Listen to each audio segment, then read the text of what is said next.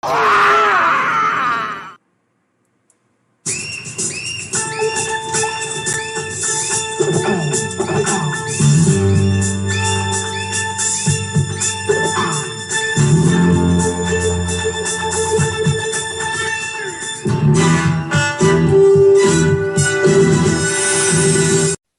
11:59 at Radio Free America. Tonight's episode, That Was No Lady.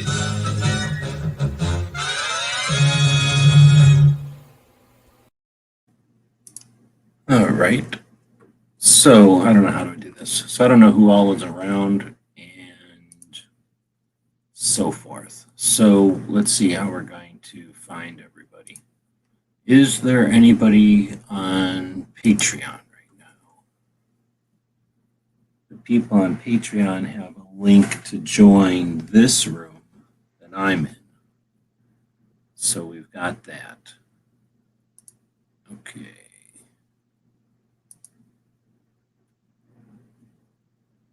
Okay, so we've got people in the room.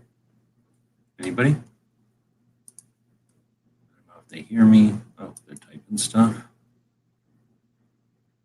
Nope. Can't talk. You don't hear me?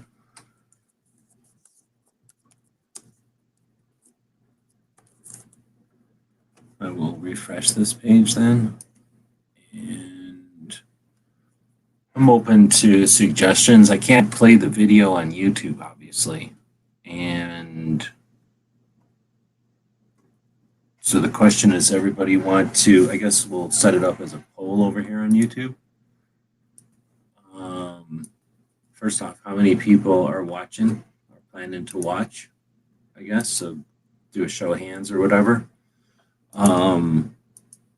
Do we, let's see, how to start.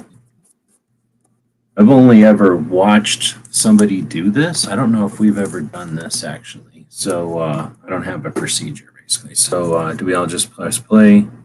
I guess I'll put it like this.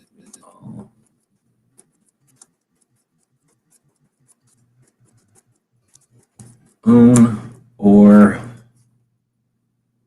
just one.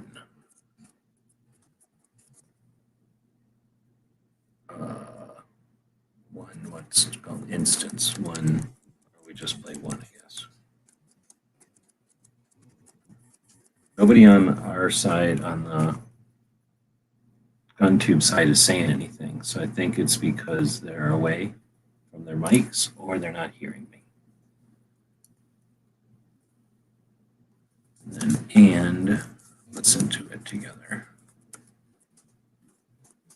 I don't know how Matt does his when they do it, so I plan to watch. What does that mean? And then barbecue has a little face with little hands touching. What is that supposed to be? Spreading disease? I hope you gooped up before you touch those hands together. So I think there's 9 people out there. We got a couple of people who are saying, I'm assuming these are to say that those people that are interested in watching. So first off, thanks for joining in. We've attempted to do this a couple of times now, and what do you know? Trying to find a time when a bunch of people can get together and watch a movie at the same time isn't as easy as you might think. And I did not say this is when it will be. So what happened is, got a lot of options. So everybody's stuck with all the different iterations, thanks. And then thanks for your patience when I just showed up here late to this last iteration of it. So I'm going to close out of Patreon. I don't think there's much need to have it open. Are y'all here? Oh, wait, you guys are chatting again? Not hearing DJ. I don't hear DJ at all. Do you hear DJ? I don't hear anybody. So here's the link to StreamYard. I'm going to be putting that in here. If y'all just want to go to StreamYard, I guess we don't have to force it on here. Is this using Telegram? If this is using Telegram, I'm telling you, we got a lot of potential over here. So everybody's figuring out the GunTube half of it or the side of it. I have links out there to the YouTube channel members and the Patreons to a version of a Skype or a version of a Zoom or a version of a StreamYard or a version of a Hangout, version of all of those things over on guntube.org. So some of us are in here, but for whatever reason, I don't know if they hear me saying stuff and I just don't hear them. Oh, do I have my volume on? I have my volume down really low, but I didn't have it off. There's DJ over here, but it says device not connected. Isn't that interesting? Let's get this mosquito if I can. Can I kill it? So you're over here, DJ, but it says device not connected. I guess what I'm going to do then is I'm going to open up another computer because no matter what we do, I'm going to need another computer open. So look at that going. You will know this is true. At least one. Smeggy is saying he can hear me just fine over here. Thanks for that. Or at least this is a pregnancy by dropping someone down the stairs. It's a trope. This is a half a joke. But yes, stairs can be very dangerous. So, yeah, as usual, more insane laws and regulations coming down, but the continue to make. I missed about the last half of Locked and Loaded. So did anybody watch it? Was it good? I got to go over here. I have to go to my private movie theater real quick.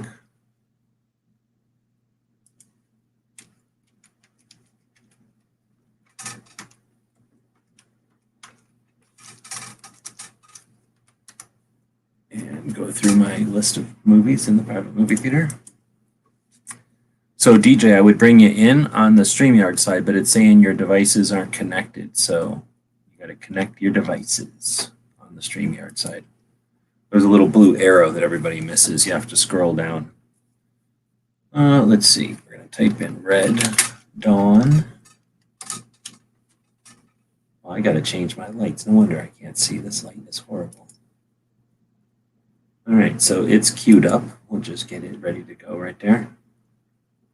So here's the deal. I don't know if I can even play the movie on YouTube. Can you play the audio on YouTube? Is that a thing?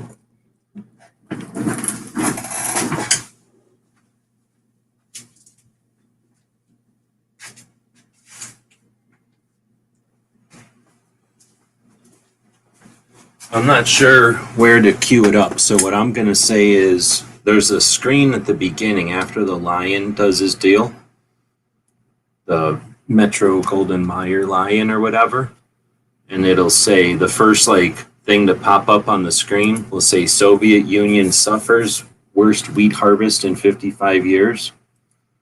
Let's use that as our, what do you call it, indication thingy. What can I do to show you guys the screen? I betcha $5 I can open up this over there and jump in and share the screen, and then Smeggy can watch it on the phone. So let me do that for him. I'm going to type in this address, which is :/ and then with a dot guntube.org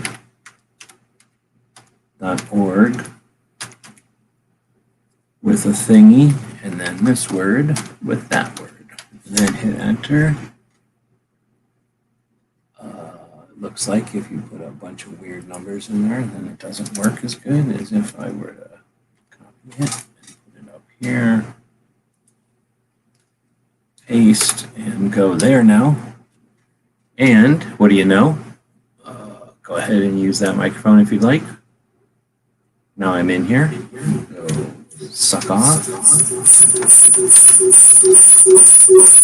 Oh, look at that. So what do I got to do? How about I kill this mute mic? Yep. And sorry about that, Smeggy. You probably got the worst of that, I think. And now we screen share. Is it going to let me? Oh, it's letting me. It's letting me. There we go. Now we allow, and now Smeggy, I guess I can move this over here. And now Smeggy can watch the movie. Boom. And then all I got to do, I don't know if Can you make it full screen on your own there, Smeggy? Are you good? All right, so here's the deal. If you're a Patreon or a YouTube channel member, you can go over and watch the movie with us by going over to the link that's in Patreon or the YouTube channel member thing. If you're not, then we're going to find out when we press play here if y'all can hear it through YouTube or not. It would be funner if people would jump in here. DJ was going to jump in here and then he decided not to. So I don't have anybody in this StreamYard link to chat with. So what I'm going to do is go put the StreamYard link over on Patreon, which I might not have actually done. So let's go find out about that.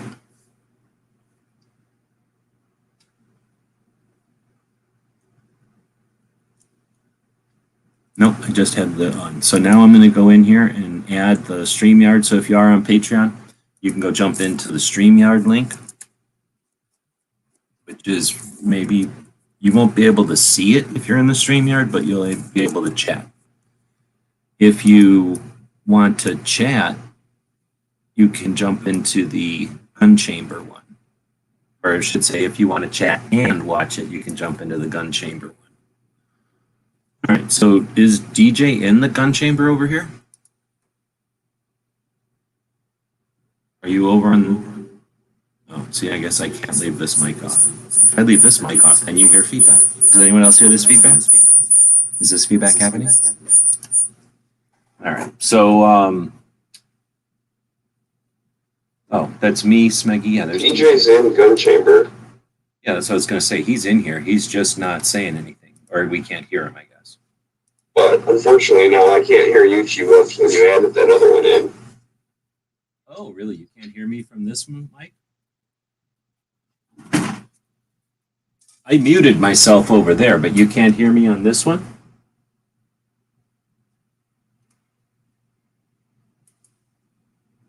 Interesting. So, settings. How about allow? How about select? Fine. How about, okay. Now can you hear me on this one, Smeggy?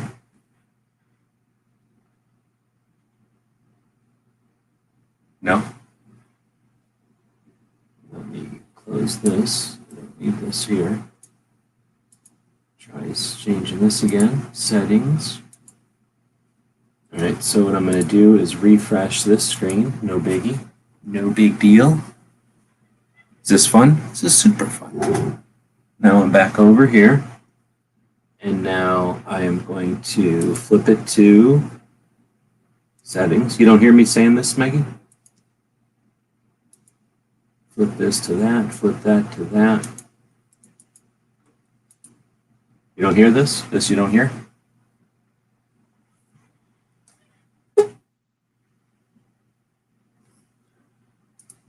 All right, so now we got DJ over here. So can you hear me at all, bro? Yes, I definitely hear you, DJ. So that was not going to work. Let me go back. If Smeggy would say something if you hear me. No? You hear me, say something. Yeah, I can hear you on the G-Webs one on mute in this meeting. Okay. Then that sounds like praying or something. Here, let me try it like this. Okay, so for Smeggy, there, I think now I can. There, now I can do it. For Smeggy, let me know if you can hear the video when I share the screen over here in a second. Okay, I'll let you know. Okay. So now I share this screen. Share this screen. And I allow it. And then we highlight it so that that's what everybody sees. And then if I were to start playing, and everybody who wants to queue up, you're going to go to that first splash screen where it goes, Soviet Union suffers worst wheat harvest in 55 years. So I'm about to hit play for Smeggy.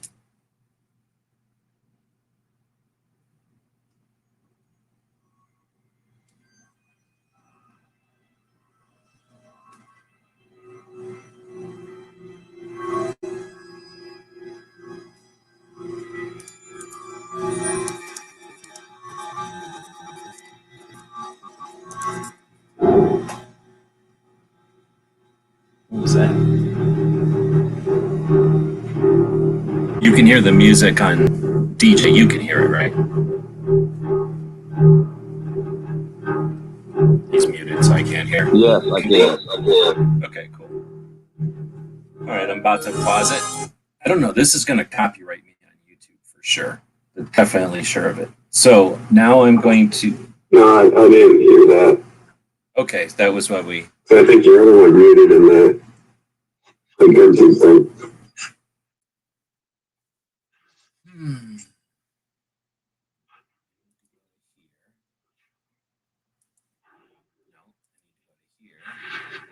I wonder if I could just get these two dogs to reenact it. This guy can be the Soviet, and that guy can hold the AK up on the rock.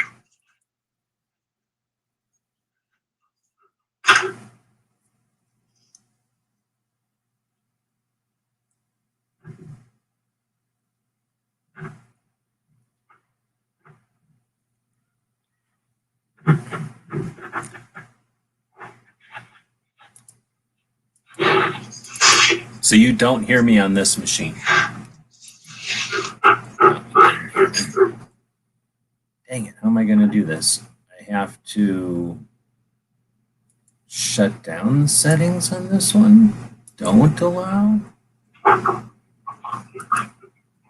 There's no way to not allow it.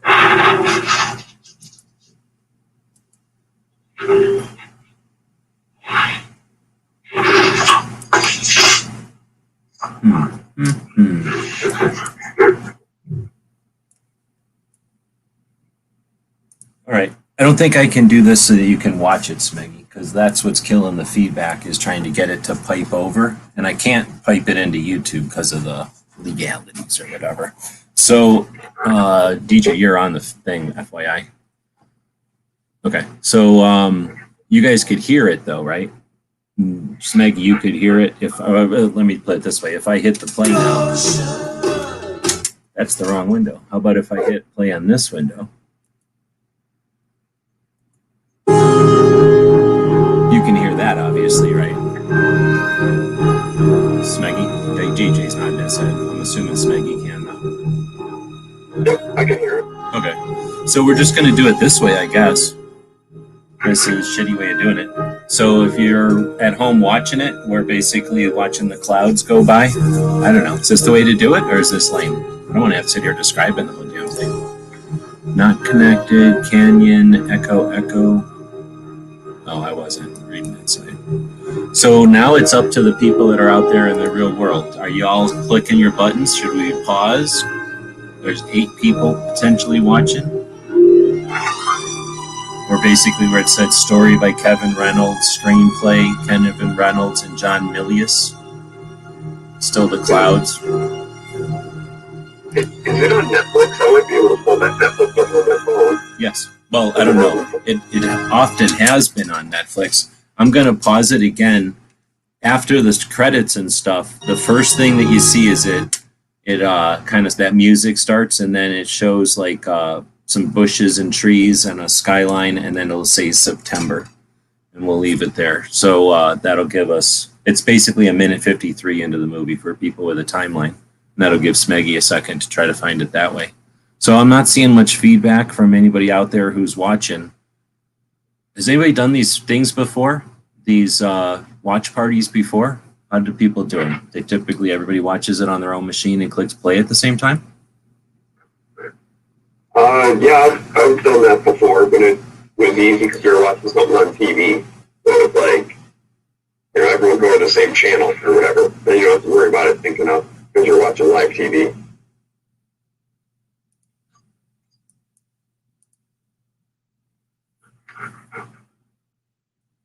Well, I think I'm going to take over the screen because I don't know what DJ's doing. Is he saying stuff to us, or are you talking to somebody else, DJ?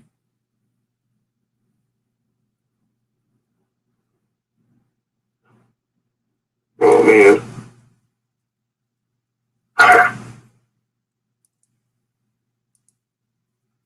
So for people that are watching on the YouTube side, you're not really saying nothing, so I don't know if you're out there watching or if you're just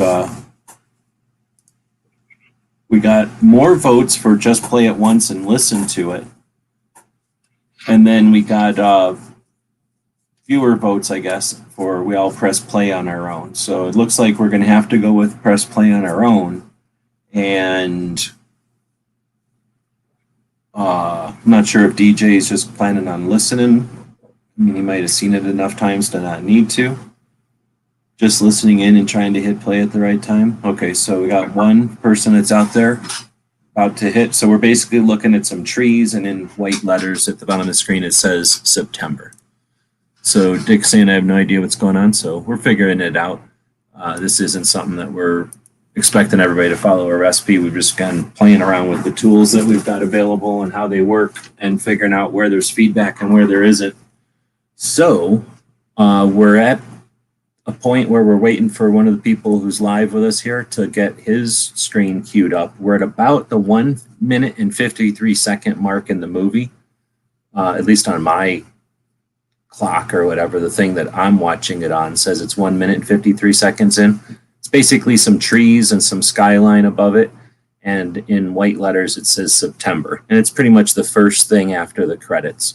We're all getting queued up to there.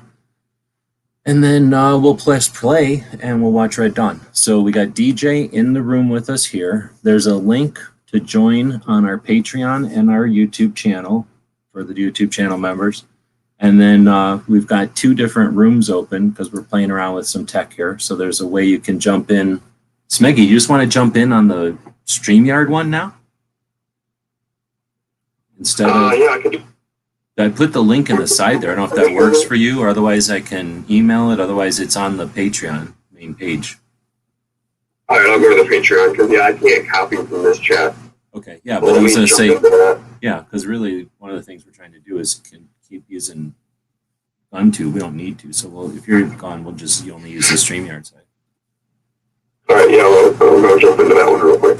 Okay, so then I'll be able to close one thing here, which will make it a little bit easier. And then, so that's to keep everybody up to date. Otherwise, yeah, we're getting ready to all hit play. Can't figure out the name of the blonde on all the thumbnails. So, oh, you're talking about on our YouTube channel? I thought you were going to talk about Leah Thompson, but she's not really blonde. That is the Monsanto lady. So this one lady went to school to learn how to brainwash mammals using emotions and raw guttural responses to things like cold and lightning and heat and love from a mother, and use those kind of emotions and raw nerve endings of a mammal and use that to sell product. In her case, it wasn't so much product as much as trying to sell people the distraction that the multinational corporation she worked for wasn't just thrashing the planet. And she did such a good job of distracting everybody from what the company was doing that Bloomberg, the 20th richest dude on the planet, was like, you know what? You're worthless. You don't care about nothing. You got no morals or scruples, and you're effective. You get people to do what you want them to do. So he hired her away from that multinational corporation that had to be paying her a lot of money. And now she works for Bloomberg and does his bidding. Whatever he wants done, she jumps and makes it happen. I forget what her name is. A lot of people call her Shan Shan.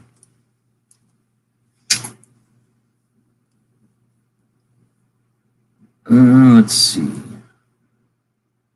So if we got Smeg in here, do you got your stuff queued up? You're not hearing me on StreamYard. You know what it is, I bet? You guys are probably still somehow connected to the chamber.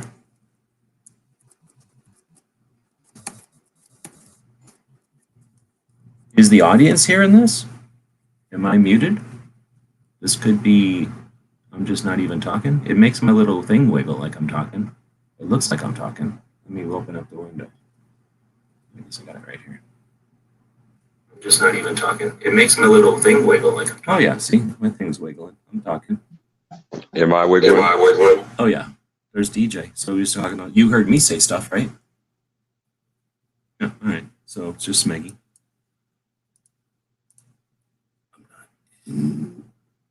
Yeah, we shut down the GunTube one. Oh, really? You had to get the subtitles to see September. Interesting. I wonder, that's interesting. So that's probably a difference between DVD maybe or digital copy maybe. So now we're just waiting for Smeggy, but I guess he can't hear us? That's frustrating. Um,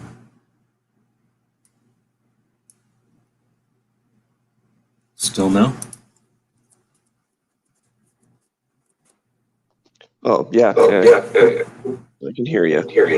Oh, okay. StreamYard So then- doesn't like my Bluetooth earpiece, so I'm going to try and figure that out real quick. But Okay, so is everybody good to hit play? Or did you want to are you still pulling it up on don't wait for me. You can go ahead and start it, and then I'll figure out what's going on by the audio. Okay, well, here's the deal. I'm hitting play, and we'll have it going in the background. I don't know how well that's going to work, because it's my laptop just playing over the stuff. But I think it'd be pretty boring to just sit here watching it, right? So I'm hoping you guys will chime in and say stuff. Are you watching it, DJ? No, sir. I don't have audio. I have video feed, but I was enjoying the overture, and I've seen it probably 50 times. So go ahead. Well, I'm not broadcasting it. We're only listening to it. I just have it playing on another computer. Like I say, I'm not sure if this is or not, but you'd have to open up like another machine, in other words, or watch it on your other phone or something. So now it's just showing the what do you call it? It's panning down the statue that says Rough Rider, and it's better to dare mighty things than to take rank with those poor timid spirits who know neither victory nor defeat, by Teddy Roosevelt, and that statue is fake. It doesn't exist anywhere. There's Smeggy again. Can you hear him talking? I'm not talking yet. No, I'm saying, can you hear him talking on the movie? Yeah. So I've never been into sports, so all this stuff, when I first watched it, I was like, oh man, I hope this ain't going to be about sports, because I didn't understand none of that. I liked the rifle rack in the back of the pickup. That was nice, but there was no shotgun in it. A lot of us got dropped off by older brothers and sisters, though. That was a thing. Gun racks in my school parking lot disappeared before I got into high school in like the early 80s, but I grew up with that experience. Yeah, me too. They didn't have them in high school, but I lived too close to urban and whatever to have that kind of shit, I think.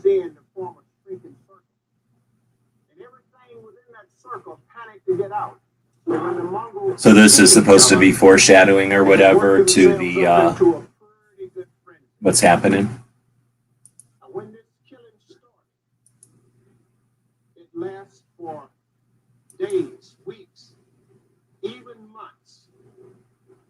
And it went on until the young son of the Khan asked his father, that the last creature alive. Were you guys watching the movie on Netflix? Is it on Netflix? I guess I should ask where people are watching it. I found it on Prime. You can rent it. I wasn't able to check Netflix because unfortunately my phone signed me out of my girl's Netflix account. I don't know what her password is.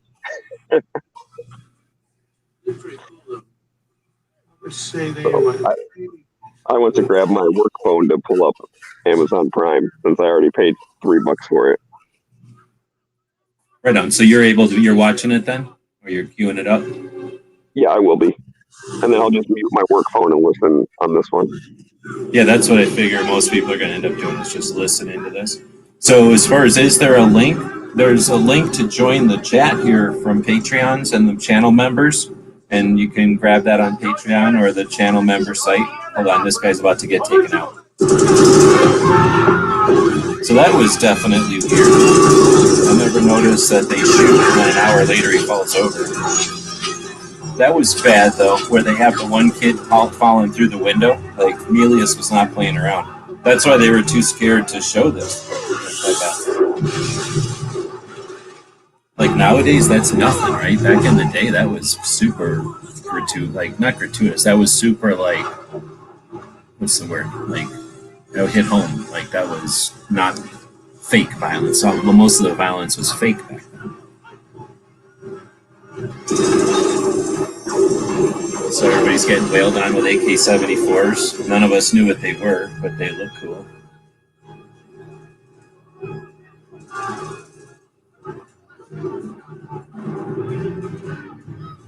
And I guess the brother was like, well, shit, I guess I'll go back to school and pick up my family. So there's these paratroopers coming down. And pretty much the whole Wolverines just about grabbed into that truck right then. And then here comes Aardvark. This is a pretty epic shot with all the parachutes coming down. Well, this would be a good place to find this shot. I don't know where that is, but it must be findable because they only dropped the... Oh, shit! I sent off everybody's stuff and I forgot to put the stickers in there. That's the sticker scene right there. So I owe a bunch of people a drop from my Cold Dead Hand sticker.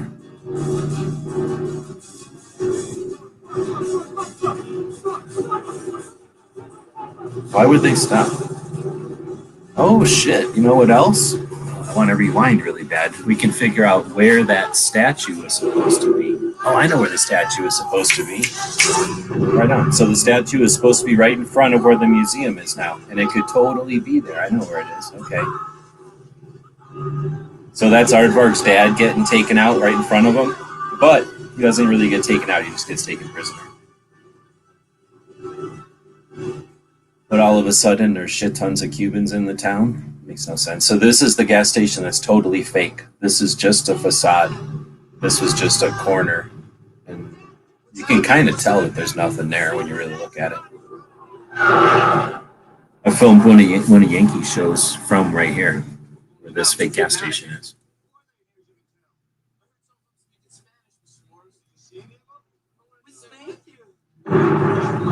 Oh, that's cool. You see where that bomb went off. So basically, they blew up a bunch of corn. Get in there and get sleeping bags and food right now. Come on. Hurry up, boys. Let's move it, son. Take the glass shot. Don't mess around. Get the dehydration. Got it. Somebody get some lanterns. So I've done screenshots of this. Oops. Somebody get some lanterns. I just jumped 5 seconds back on everybody. So right there, he's grabbing throwaway empty cases. He's prime cases.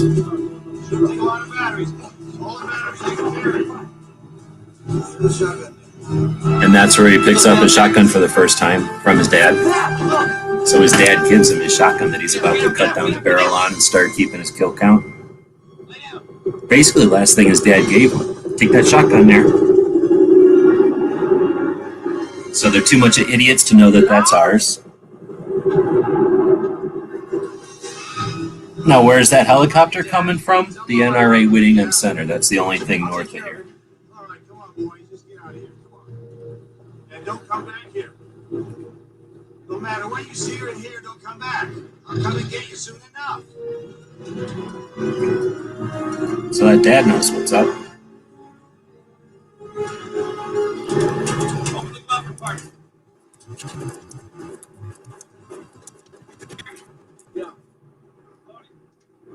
So what the hell? He's got a revolver in his glove box that isn't loaded. Okay, no, it is already loaded. Okay, let's check that. Good to go. Now, notice, now there's guns in the back. I guess that's because they just went to the shop, though.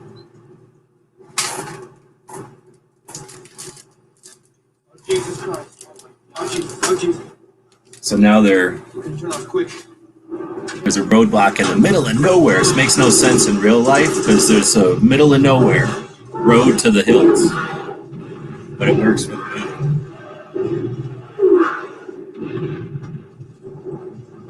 And then there was probably some people going, oh, they never shoot anybody and hit anything. But when would the Cubans have any time to practice? All they would have been able to do is give them rudimentary training and then send them out to invade the United States, right? And realistically, they'd have to be stretched from the Mexican border all the way up to Canada, if possible. So they'd only have like a unit or two in each town, and they'd have no sympathy. So they're certainly not gathering sympathizers or anything. They have to literally just be strike forces, terror, like stormtrooper forces striking terror. It's not possible. Or it's not possible to have all trained troops, at least. Is this the place we found on Google Maps that one night when we were scrolling around? Yeah, me and Smeggy are the ones that figured this out. So, they were asking earlier how, or some of the places we found. This one we found, I think, from DVD Extras, right? And piecing it together. But this is right down the street. So I've driven out this far, but it's hard to know exactly because there's no real terrain features in these scenes. But I drove out to approximately where this was, and I peed. And the dog peed out here. I didn't pee in the van radiator because I'm not hardcore enough, but I peed out here.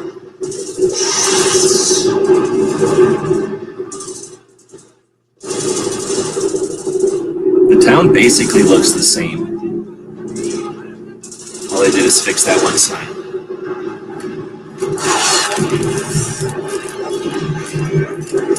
Now the question is, I'll bet you that's the same explosion as later. They probably just reused the explosion scene from 2 different angles. How many Darth cartridges did they carry? You mean the kids driving up from the shop? In the movie, they only grabbed 308 prime cases, but I imagine they probably cleared the shelf and took a bunch of calibers they don't need or couldn't use. Because in reality, if you were just a spaz grabbing bullets, you'd grab all kinds of stupid 25 ACP and stuff they don't even, you brought a shotgun and a bunch of 25 ACP ammo. Oh, I got no subtitles. Damn it. How do I get my subtitles on? It's the best scene right here.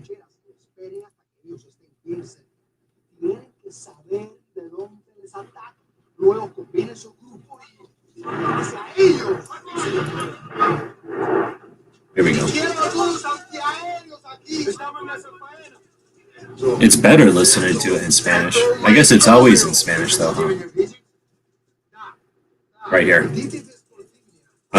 Everybody's seeing the sporting goods right now?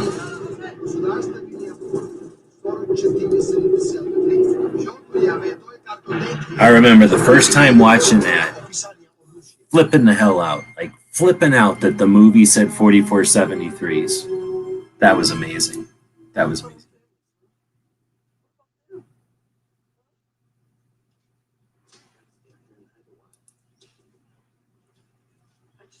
So here's Robert being a dumbass wearing a Star Wars hat still. Still a child. It's cold. Hanging out with Daryl. No, that's not Daryl. Hanging out with the kid who lives, whatever that kid's name is. That would be a nice boombox to own. There's Daryl. Shut up, Daryl. I mean, how long do you think we can survive up here on olives and Rice Krispies? Oh, how much would it have sucked to be named Daryl back in 1984?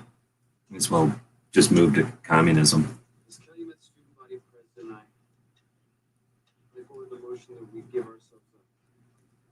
I second the motion. We can't sit here. We need stuff. And sit down, Danny. Yeah, Danny. You're not going anywhere. It's too dangerous to go into town. I say we vote on it. No.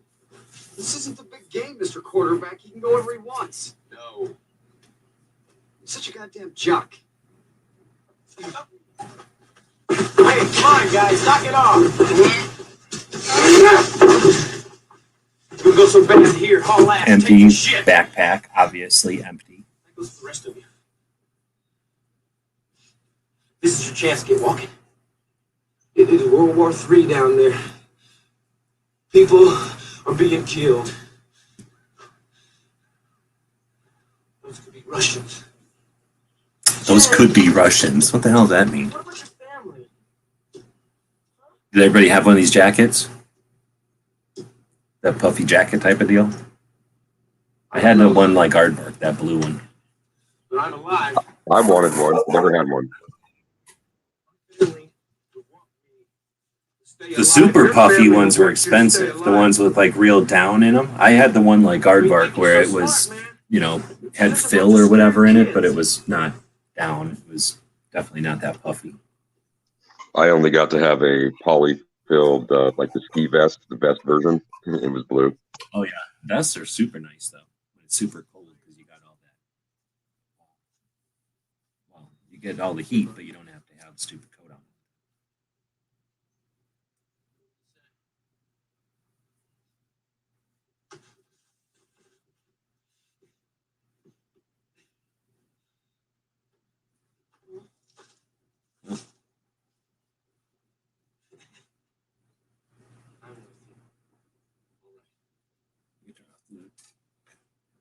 Things now. Yeah, get out of here, Danny. Aardvark's like, fuck that, I'm staying. I seen him take out my dad. All right. But if you stay, you're gonna do exactly what I say, okay? Huh? And why did Daryl stay? Because he's a pussy and he couldn't do it on his own. He couldn't leave on his own. Danny was kind of cannon fodder from the outset. Well, he's the only one that lives, though. And he basically keeps his head. He gets hard. He starts shooting stuff. He just winces. He closes his eyes every time. I don't think that's necessarily part of the movie as much as now we're able to screen share, screen stop it or whatever and take a screen capture. I'm thinking he was supposed to get like Leah. Like he was supposed to go from baby to death, like just walking corpse, right? Like, he didn't get angry, but he died, right? He lived, but you know what I'm saying? Like his soul died. I think that's how they were supposed to be played. But I don't know. Is this some sort of grand, what do you call it? Like, what are they? Like the big Shakespeare things? Is this like one of the big tragedies that I'm just stupid and don't realize that it's really Shakespeare or something? Is it one of those things? I never heard Mary say that. I believe there are elements of, Shakespearean tragedy, but this isn't one that in any detectable form is drawn from one of his works. It's not like, oh, this is just a reenactment of or a redo like Romeo and Juliet or something. So this part, super vital because he's passing knowledge along, right? Tactics, awareness. Now, here's what nobody realizes, how fake that deer is. I don't remember if I realized how fake that deer is back in the day or not, but it's super obvious now, especially since I told you. You shot twice, we know right where you were. So all this stuff is hardcore, and it's not a fucking joke, and they don't shit on tradition. They reinforce tradition, but they're not trying to reinforce a tradition. They're trying to encourage, they're trying to acknowledge brotherhood and tradition.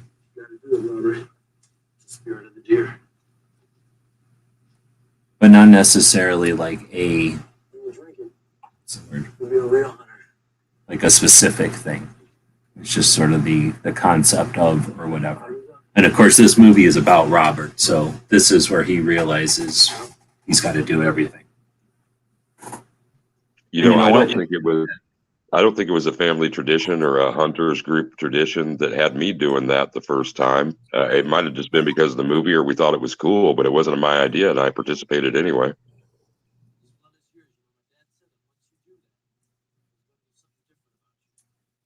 Right on. So that's foreshadowing, obviously. But see, that part is legit. That shows Robert understanding, awakening, right? And it passes down the family, the brothers, father's tradition to him, right? And to the moviegoers, to like the rest of the world, which is what the movie's also doing. The new garbage piece of shit is horrible. That scene is a massive joke, and that's why the new one is created to not just be a farce to this one, but to destroy everything this thing acknowledges is good. Where do you suppose hamburgers I've never seen the new one, but I've wanted to watch it just so I can compare. That's one of the scenes that's the most horribly, dramatically difference between the real one, because this one's an authentic, decent element of mammals right there. Right, that summarized a whole thing, cavemen to now, like what we're doing and what these fuckers are making us do, right? Like, you want to take us down to that? We can fucking do it. The new one is garbage. It just, it's horrible. Basically, it just makes light of everything important and trivializes everything.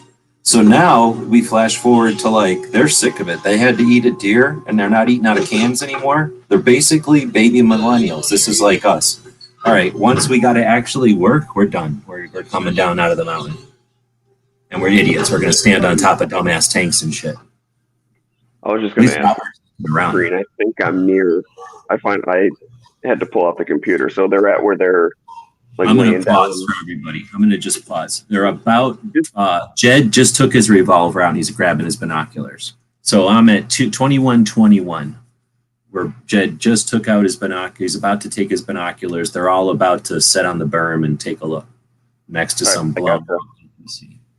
So sorry, I just paused there for everybody. So I don't know how many people, show hands or whatever, how many people are actually watching and following along. So we're going to hit go again. 1, 2, 3. So now they're up at somewhere. This would be an interesting place to go. Where would this be? Oh, this is up by the sheriff's station, I bet. I never thought about looking from here, but this is. You find the train track. Troops? You can't tell from here, Jim. I said you could find that train track and then figure out like what buildings in the background or whatever. Yeah, no, I know exactly where it is. It's up there's a hill right there on the other side of the train station, and that's where the sheriff's station is now. It probably was back then. But it would be neat. I like what I've seen a lot of the websites do is take a picture now and then, movie picture and then now. So I'll try to, the next time I go up there, I'm going to try to think about that and do some of these pictures that are then now. So where is this? This must be coming backwards. I haven't actually been down coming at it from that angle before. But this has got a lot of balls. This shows you how stupid they are to go walk into town when it's that fucked up. Like, would you go into town when it's this fucked and just walked in? All them Soviet troops walking around?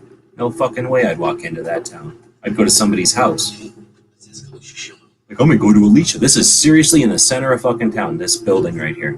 Now it's a bank now, so I've never been able to go in there because it's always closed when I go there.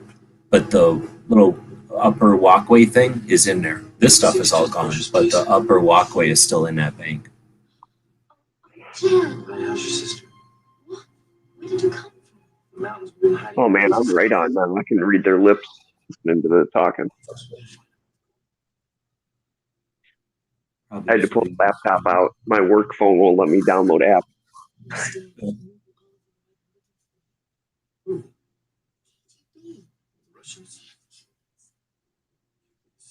Plus, how bad is the KGB to just let 3 adults or young adult males that match the description of the people they're looking for to walk into the town and hang out and get info and leave? I guess, again, because they're not all trained. That's the whole point, is that once they start kicking the shit out of the town, the communists, I should say, then they bring in better trained people. Where? Re-education camps, that's what they call it. The drive-in. Took a lot of people to Jen. So now that's in real life 1 to 5 miles, 6 miles down a street. They could literally just walk down that street to the drive-in. But I don't know why it's dark now. But that's cool. They didn't walk us through every single little thing. And now it's no big deal because you can see all these other people, family members, coming up to chat. So that's not all that that is inconspicuous, right? Like, they're not standing out. Well, and that's probably they waited tonight because they knew that place would be a lot more guarded than just a store. It could be, but like I said, Elias also just figured, I don't have to explain to everybody that it took him some time to walk all the way over here.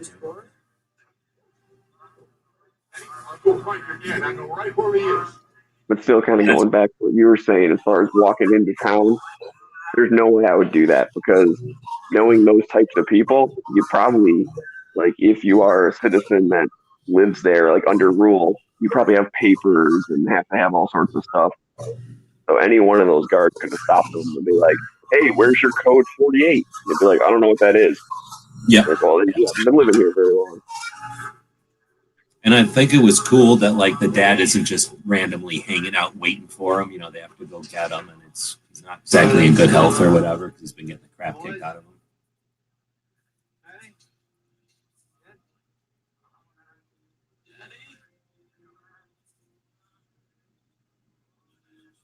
Don't talk, don't say anything. Let me look at you. Second best scene in the movie. That would be a good poll to see what people think is the best scene. It was tough on both of you. I did things that made you hate me sometimes. But you understand now, don't you? What happened, Dad? Why are you here? What'd they do? Doesn't matter. One way or another. One reason or another. It's all gone. It's all gone. Remember when you used to go in the park and play? I used to put you on the swings. Both of you were so damn little.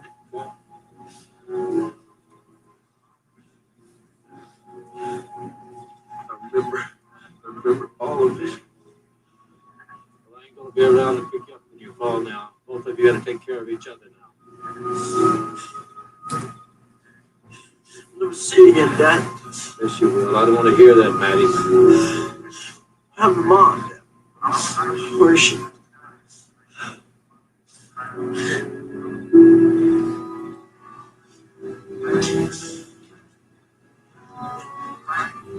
You can't afford to be crying anymore now. I won't either one of you ever cry for me again. Never do it. But as long as you live. Where's my dad, Mr. Ector? I don't know, son.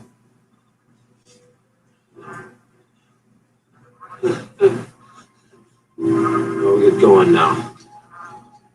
Get out before they find you. Dad? I love you. I know you do, son. I love you too.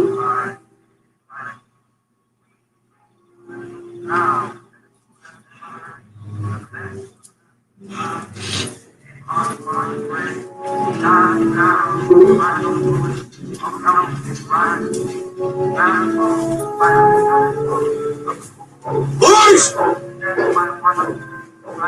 Avenge me! Avenge me! Avenge me! Now, did he wait until the kids were away so that he could look back and forth and know it was a good time to get that message out? Or did he forget and just have to yell it at the end because he forgot to say it originally? No, he knew what he was doing. Because you Yeah, I saw him think look. that he let them get far enough away that he wouldn't be talking directly to them, made sure that no one was paying attention, and then just kind of yelled it out so that they could still hear it, but wouldn't be standing there breaking down as he said it. So now it's daytime. So did they go camp? Is it morning? No. So that's, does this like a day and a half? It took them a while to walk into town. So is this a day and a half, half a day back out or?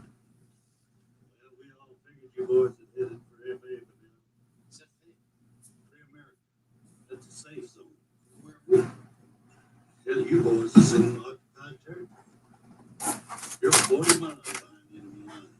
That's smack dab in the middle of World War III. What you boys doing fooling around town, anyway? We're looking for news, Mr. Mason. We haven't even seen or talked to anybody since it all started. Yeah, maybe just...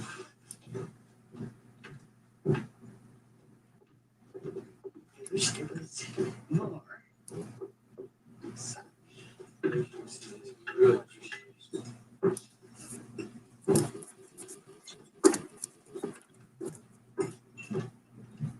Here, just keep your board warm. When you watched this for the first time, did you think they were getting poisoned right now? I thought they were going to be getting poisoned. Like, knocked out. No, I thought that these were allies. They seem too nice. Right, but that's why I was thinking, like, uh-oh, they're drugging them because they knew they were going to eat, and then they started saying, like, this stuff. But obviously, pretty soon here, I'm like, oh, okay, they're good to go. There you go. Your dad is dead, Robert. They shot. Russians found some guns missing, so they shot him. Aiding guerrillas. What do you mean aiding guerrillas? He never aided anybody. We just took the stuff. They killed him. Made him an example. Now you boys listen to me and let that burn in real good. Don't know where your mother is, Robert. You boys need food, a bed, you need anything, you come here.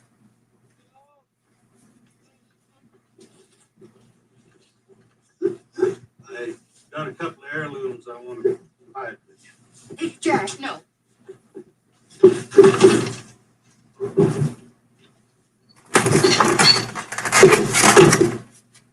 Granddaughter. They spent 2 days sneaking here. Sons of bitches tried to have their way with them. The radio was in a ice, like they had it in the freezer, looking like a lasagna or something. Tony, Erica, this is Matt and Jed there. They're going to take care of it. Oh, that's what that was in the block of ice? Yeah, that was the little radio. Oh, see, that's smart. Yeah, these old people would have been through World War II. Yes. Mason. Good luck. Here. Box of ammo for you, Granddad. Yeah. Thanks. Good luck. I'll take care of you. Don't worry. It's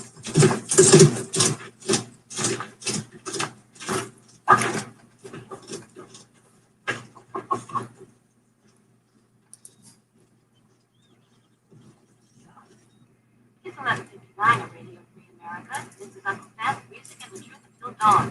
Right now, I got a few words for some of the brothers and sisters in the occupied zone. The chair is against the wall.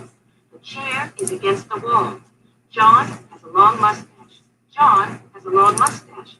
It's 12 o'clock, Americans, another day closer to victory. And for all of you out there on or behind the lines, this is your song. Okay, welcome to the Daily Gun Show, where we go live every night. Yep. And what everybody thinks is Bob laughing is Bob or is dude crying.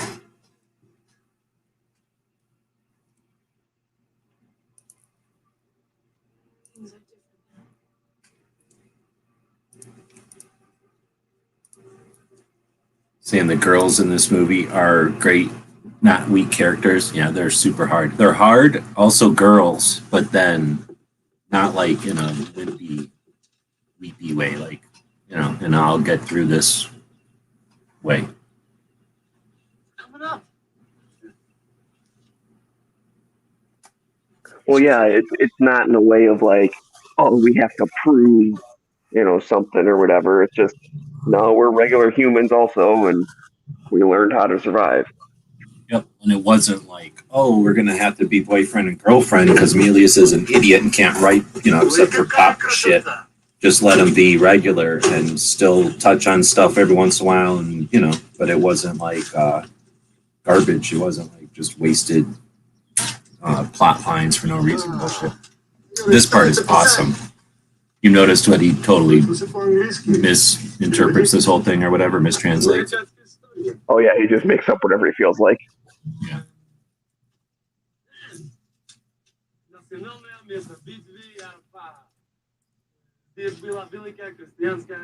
Great peasant uprising, wild Indians. See, I don't have my thing Oh, shit. They were called That's an accident. leading and reason cowboys. Battle lasted all winter. More than 35,000 were killed. It was the greatest battle in the West. It says something like there's 35,000 acres of virgin timber or whatever. And of course, that's what the generals want to hear, though, right? That's what they're used to hearing. And that's the part that, like, he says 35,000. The sign says 40,000 acres. He could have at least said 40,000 soldiers. Like, he didn't even get the number right. So this I would like to try to find. I think that's probably real. They just changed the sign or put something up in front of it or whatever. So I'd like to find out where this is. And that might be fine, because that was just, hey, Theodore Roosevelt made a national park, blah, blah, blah. That's probably a real thing. I think we looked. We couldn't find it. Oh. So is that camo they wear real? Or did they just get a good deal? No, that's definitely Russian fabric. Now, I don't know. I don't think it was real. They made it, but they made it legit off of like Soldier of Fortune or whatever. Idiot, это кост. Паровна double. Должны быть еще. Смотри. What are you doing? У него есть оружие. Подожди. Стой! Стой! Now, communists, gotta cry for help. Cry for help. Стой! Something randomly in the air. Стой!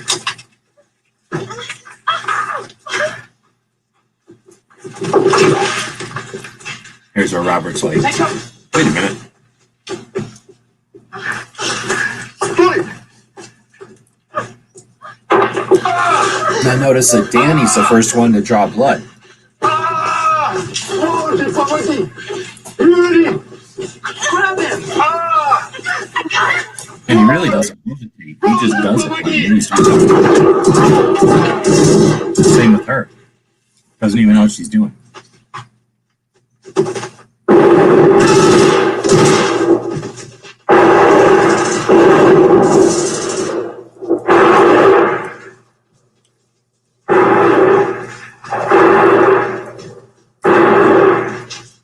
And that's so funny.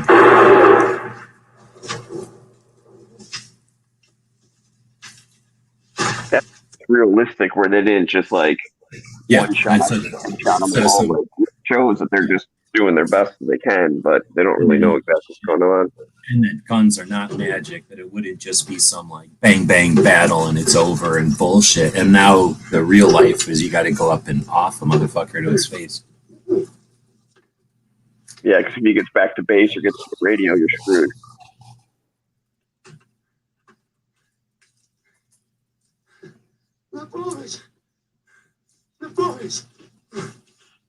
Imagine what you're hearing on the other end of that. Like, what's going on up there?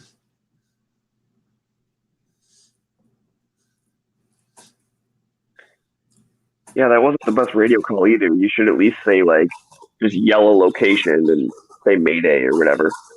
Mm-hmm. I don't know where that is.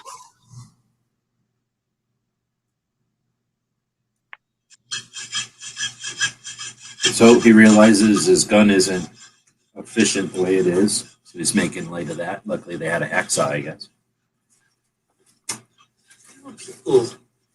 Yeah, well, so was my dad. So was Luck. I'm not sure that's the smartest move, because unless you're planning on fighting in close quarters, wouldn't you want to be able to have a little better accuracy with the longer barrels?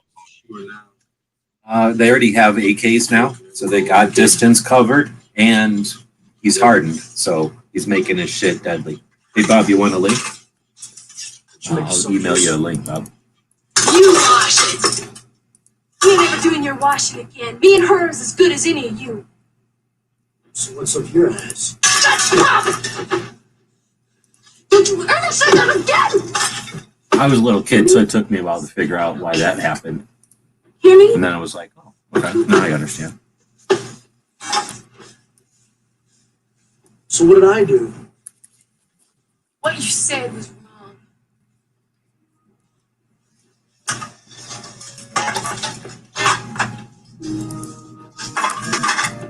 Back in our day, you didn't know what the hell any of that meant when you were a little kid. It took us till we were at least much older to understand what all that meant. Yeah, I guess he's a jerk or something. I don't know.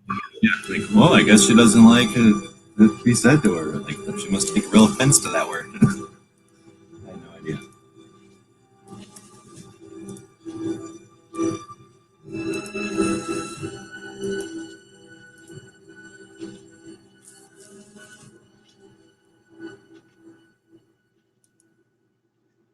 De aquí en adelante. From now on, you're forbidden to travel outside secured areas in any group smaller than squad size. Then called Brett's Cooking. Helen Sector 8 is now active. I'll be your subtitles. Sorry, I'm throwing links out to people. And some things. And I want some interrogations, starting with the mayor. I'm sick of his pleasantries. Consider it done. Daryl, he wouldn't hurt him. I know my son. He's not the gorilla. According to records, your son is a prominent student leader. This is one of my favorite scenes ever. Not in a violent or physical way. No, you see, Daryl, he's more of a politician. This gave us a lot of street cred back in the day.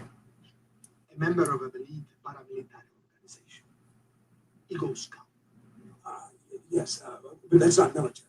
Now look, Colonel, if he's alive, he's scared, he's hungry, and he's just as anxious to avoid conflict. Military combat or whatever. Elite paramilitary organization. Well, let's just say it runs in some of the families. We would go I around just calling whittled some flyer. Oh, I thought he said that in Spanish. I guess he didn't. He said it right in front of his face. I just want to see this thing through. If you have any more problems, you call me. Neither thank you. We're finished. Oh, no.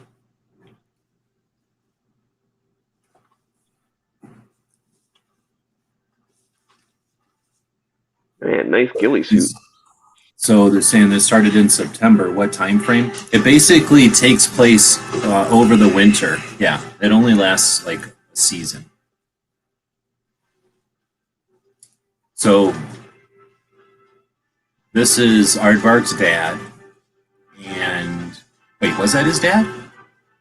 No, that was just some guy. No, that was his dad. Some dude. This is just some dude, because this here is the first time they start offering people. I think this only happens over the winter and then into the next year, so it's barely a year. But they do this in front of everybody.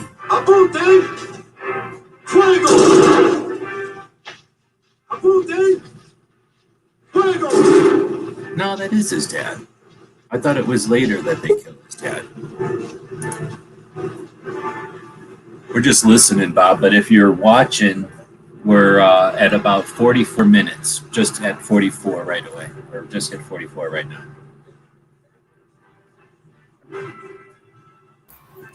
Yeah, that's cool. I've seen it 10 times. I don't need to see it again. So this is, I thought it was in the, I guess this is the time that they brought all the parents out. So it was Aardvark's dad. This is the brother's dad.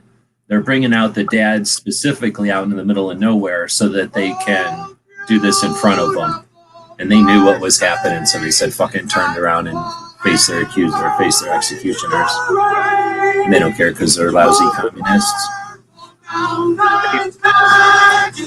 He's like, oh, that's my son and his friends and blah, blah, blah. So he probably told them who they all were.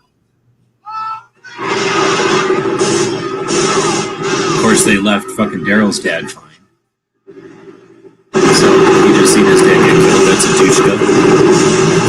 Russian 50 cal. And this is how that's how Marxism works. You got to screw with people so that you can stop screwing with them, and that's the really. And the people that get screwed with allow that type of bullshit back and forth. There's always collaborators. Yep, and that's where the collaborator just got indoctrinated big time because he's such a coward. He'll never fight back against that show of force. And they're having to figure this shit out on their own. They got no adult role model. They don't got anybody who's hardened, right? Just freaking Jed. You don't know shit. He's a kid. So this is just back in the day. We didn't have therapists to help us figure it out. We just had to break stuff and figure it out, right? Yeah, well, there's no safe spaces during an invasion. That's true. He's got his older brother, but that's probably a good dynamic because everybody else gets to see that. Oh, I guess that was Danny. I thought that was Daryl. So now he's got the Mahdi right there already.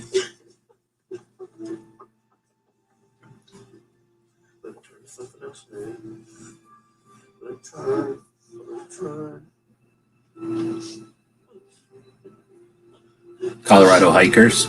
That's what I'm talking about. Those are the heaviest boots ever.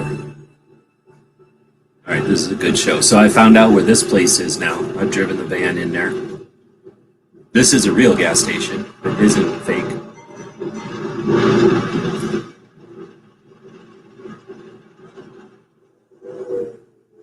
What's also cool about this movie is it gives you like a little DIY on how to deal with communist Cuban invaders in case you have to, with little techniques, such as this one. This was one of my favorite scenes. First time I seen it, I was like, what? Oh man, she's going to get in trouble or whatever. She's going to get them found out. Like, oh no. Yeah, that's what I thought too. And it's like, oh good, she got away. And it's like, oh yeah, this is the best movie that ever was made ever. And in like a regular movie, that would be it. Let's just forget it. Let's just end it right there. Not this movie.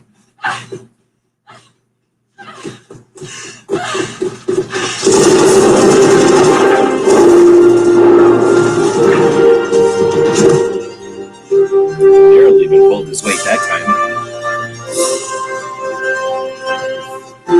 Run this way. This part I don't like. I kind of would have liked it better if they would have looted it. Alright, this is obviously the beginning of the montage. So we parked the van here. I found a rattlesnake right near this area in real life. This is the part I got mixed up. I thought this was the parents getting off.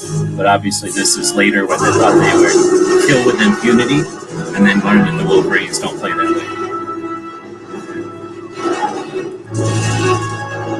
And now they're doing it in front of civilians or regular people too, so that now they feel empowered that they've got people on their side. Wolverines!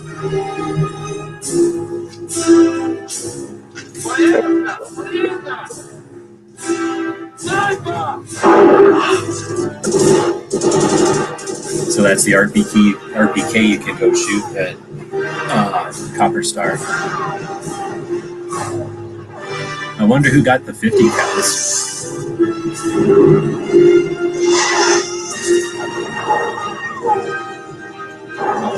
Now, because of this movie and Spies Like Us, I always wanted to get one of the big Russian fur hats. I never got one. And now they got fowls. Where'd all them fowls come from? This part was pretty awesome. I really liked that part back in the day. Because that seems like the kind of stuff kids would do. Instead of farting around, they would just climb up a rope and wing hand grenades down on you.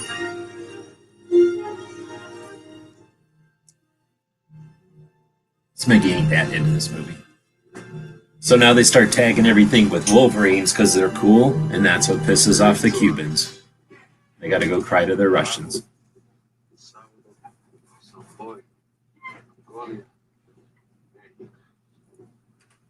Pero estos son míos.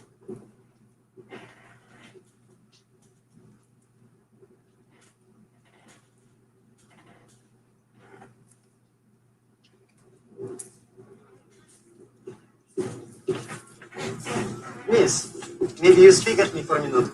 I'll be right back, okay? You bring girlfriend? Yeah. Okay, I'll be right here. Bye. ¿Qué es un Wolverine? Es un animal pequeño, como un tejón, pero terriblemente feroz. También le llaman así al colectivo local de los escolares. Dos veces en eso. Eventualmente tendrás que matar a cada uno de ellos. Es lo mismo que en Afganistán, no casada. Pues mira, siempre estuve del lado de los insurrectos. No tengo experiencia en estos casos, pero me parece necesario ganar el apoyo del pueblo. Como los contrarios nuestros en Vietnam decían, ganar sus corazones y sus mentes.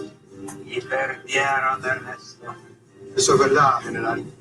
Las cosas están paradas en el frente, Ernesto. En este momento la moral es esencial. Mantenga a los hombres en los puntos seguros y ya verán cómo olvidarán a esos Wolverines. ¿Está bien? Sí, bien.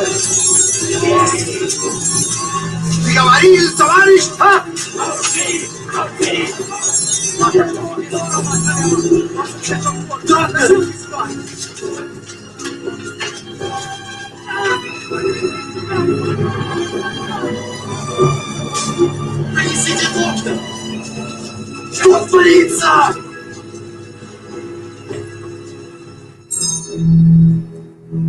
So now we're in September.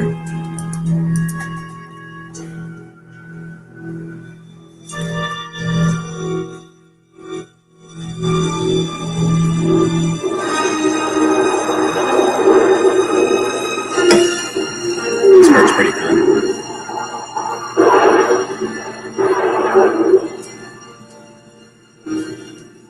They don't really do a good job of it, but when you're sitting on the ground, if you've never been able to do it underneath of like airplanes fighting, you can sit there and watch them. They're so high above you, at least when I've seen them like fake dog fight out here in Arizona. You can just sit there watching. They're like little dots, chasing after each other. So I imagine in real life, the turns would be super tight and all kinds of crazy stuff happening up there. It'd probably be pretty crazy to watch, especially with all the missiles and everything firing. And then they're so high up that when they crash or when they blow each other up like that, it's probably pretty obvious where they're coming down. I don't really know about that. But yeah, so just a couple of months. But imagine if you're not doing anything but fighting, camping, getting up, killing communists, taking their stuff, learning how to use it, figuring out the intel on where they're going to be, doing it all over again. That's going to take your time. You're going to get smart and strong fast. Cold. I've just seen too many movies.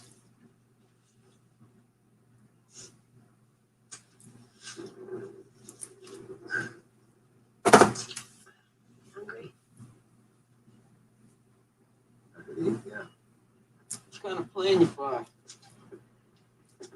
Well, I did fly an F-15.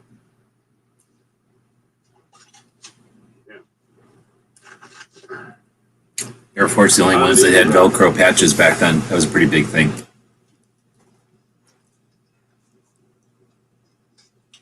Hey, take this. You got this? Dead Russian Major. Major. Well, I guess it ought to fit on, Colonel.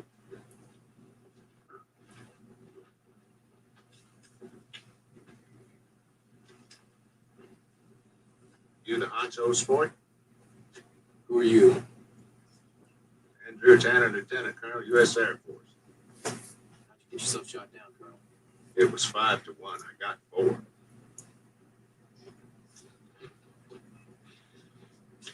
I'm Jed. How you doing, Jed? Good as can be.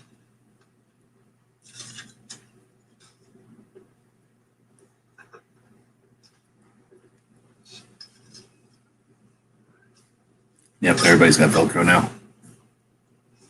West Coast. East Coast. Down here. And this is what you're not going to get off the radio. So this is the first time they're getting real intel, I'm assuming. Came in disguised as commercial charter flights, same way they did in Afghanistan. They were crack airborne outfits. They took these passes into Rockies. So that's what hit Calumet. I guess so. So it'd be interesting to have a video or do a chat where you just talk about the tactics, if this would work or not. I remember having infinite conversations about how the Russians would do a conventional invasion, or how, or if, or all the different ways. This spurred them all. Mexico, Cubans mostly. They managed to infiltrate SAC bases in the Midwest, several down in Texas, and ripped a hell of a lot of havoc. They opened up the door down here. The whole Cuban and Nicaraguan armies come walking right through, roll right up here through the Great Plains. How far did they get? Cheyenne, across to Kansas. We held them at the Rockies and at the Mississippi. Anyway, so that's Texas. Thanks, Texas. Sent 3 whole army groups across the Bering Strait into Alaska. But the pipelines came across Canada, linked up here in the middle. We stopped the butt cold. Loved him in Southern Comfort, the movie. I was going to say before, when it was the dad saying "avenge me," how much of that was distracting because that was Snyder, or was that Snyder? No, that wasn't Snyder. I don't know who that actor was, if you're referring to the 70s sitcom. But yeah, Harry Dean Stanton, huge career. Passed away a couple years ago. I don't remember what it was. He had done something though, and I was like a little distracted. That I'm like, oh, I know who this guy is, because I usually don't like seeing actors that I know that distract me. Was that the role that he had in Repo Man, where he's the repo guy that goes out with Emilio Estevez? Because that's a great movie too. It had to be after this. This was what's his face's first movie, or no? Emilio Estevez is his brother, huh? No, this is Emilio Estevez. So this is his first movie. No, that's Charlie. That's his brother. I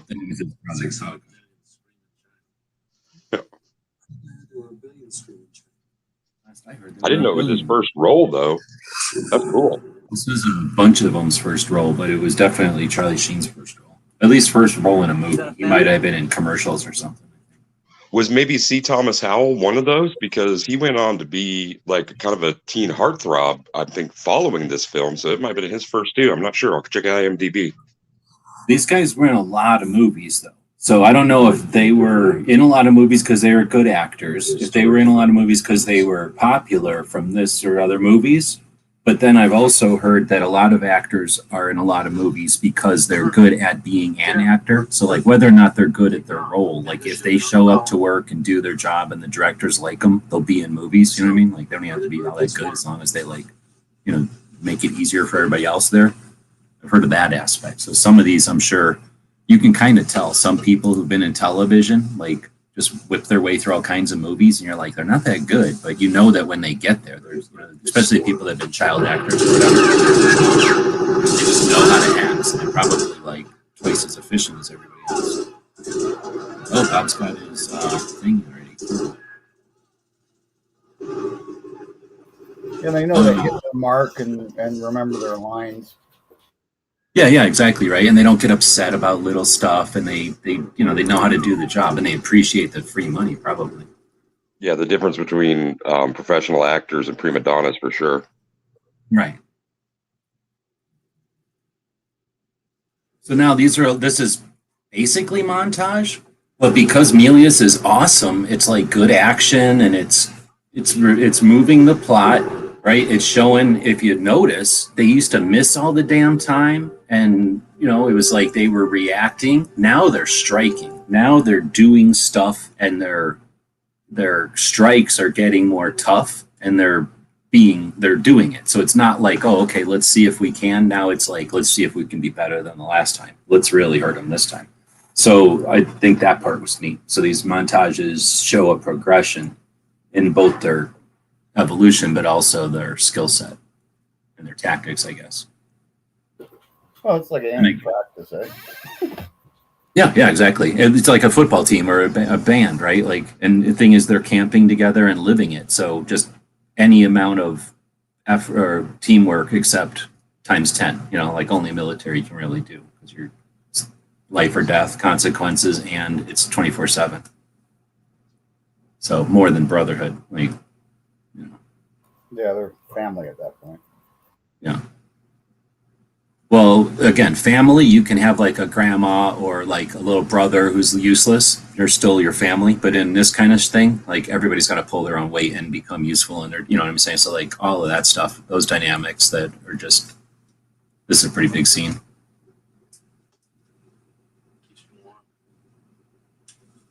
I'm pretty sure this is the first butterfly scene ever. Butterfly knife being closed. At least the first one. Charlie Sheen's first film role appears to have been Red Dawn in 1984. Previously, no, I'm sorry, he had an uncredited role in 73 in a movie called Badlands. Then he was in a television movie in 74. 10 years later, he's in Red Dawn, and he booms from there. What about the other one, the big one, Dirty Dancing guy? Yeah, absolutely. I'll check in on him next, but he was a youth actor, so he's got plenty in before that, I think. C. Thomas Howell, I'll check third. His mother was in the business, I think, as a dancer or something.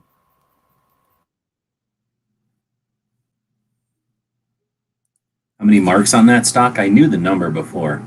I thought it was like 23. I don't want to pause, but I will go grab a picture that I have of it. Yeah, I actually like that. Was that a semi-automatic shotgun too? Yeah, it's a semi-auto. I think I always thought it was an 1100, but I think when one time, maybe in Daily Gun Show, we zoomed in on it and looked, and it was something else, right? It was some other brand. Yeah, but they are nice.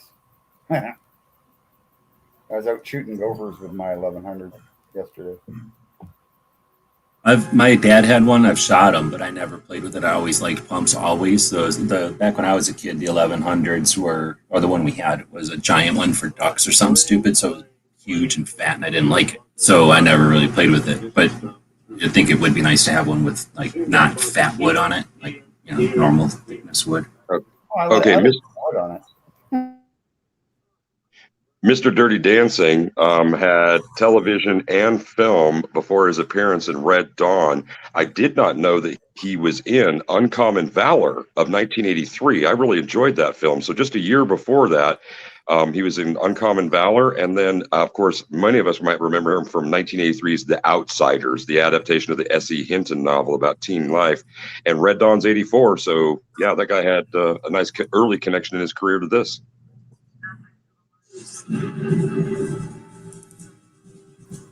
What a lot of these kids have a movie about a bunch of military school kids. Yeah, that one was Caps.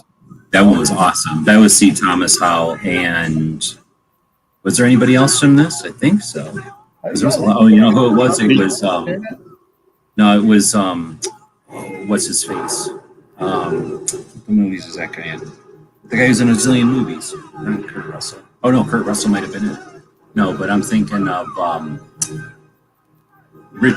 Jack Preacher. Is that his name? Jack Preacher. Right, yeah. What's his name? Does all the Mission Impossible movies. Yeah. I can't think of the damn guy's name. Tom Cruise. Thank you. Yeah. Tom Cruise was a youngin' in that one, and he was like the robber guy in that movie. There was a lot of dudes in that one though, and it might have been a lot of their first movies and stuff. Well, and check this out. I just looked up C. Thomas Howell, part of maybe a different division of the Brat Pack of the 80s. Both one of the earlier actors, all in Grandview, USA, and also in The Outsiders. And C. Thomas Howell's first role would have been in E.T. in 1982, a couple years before that. Oh, interesting. And then that James Garner movie, I think it was James Garner. I'm not looking at the picture, but 1984 had the movie Tank, and C. Thomas Howell's in that one as well. Oh, he's the son in Tank. Huh? There you go. Oh yeah, that was the guy. It had the guy. James Gardner was in that, wasn't he? Yeah, he's the main guy. Yeah. I love that. I love tanks.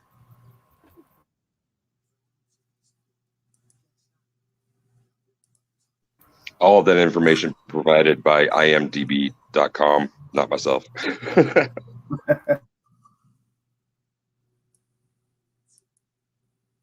Militia man.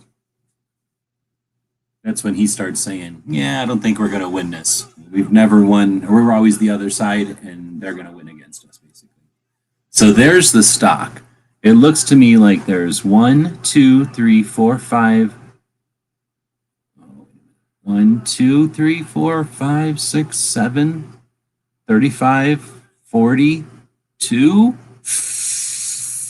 That looks pretty close to 42. I'll leave it on the screen and let Smeggy decide what he thinks it is. But it looks to me like there's 1, 2, 3, 4, 5, 6, 7. Oh, yeah, down here, 8. 1, 2, 3, 4, 5, 6, 7, 8 sets of 5. And he's either drawn 1 or 2 lines. It might be 42. So I guess this is the part for girls, so the girls watch this movie.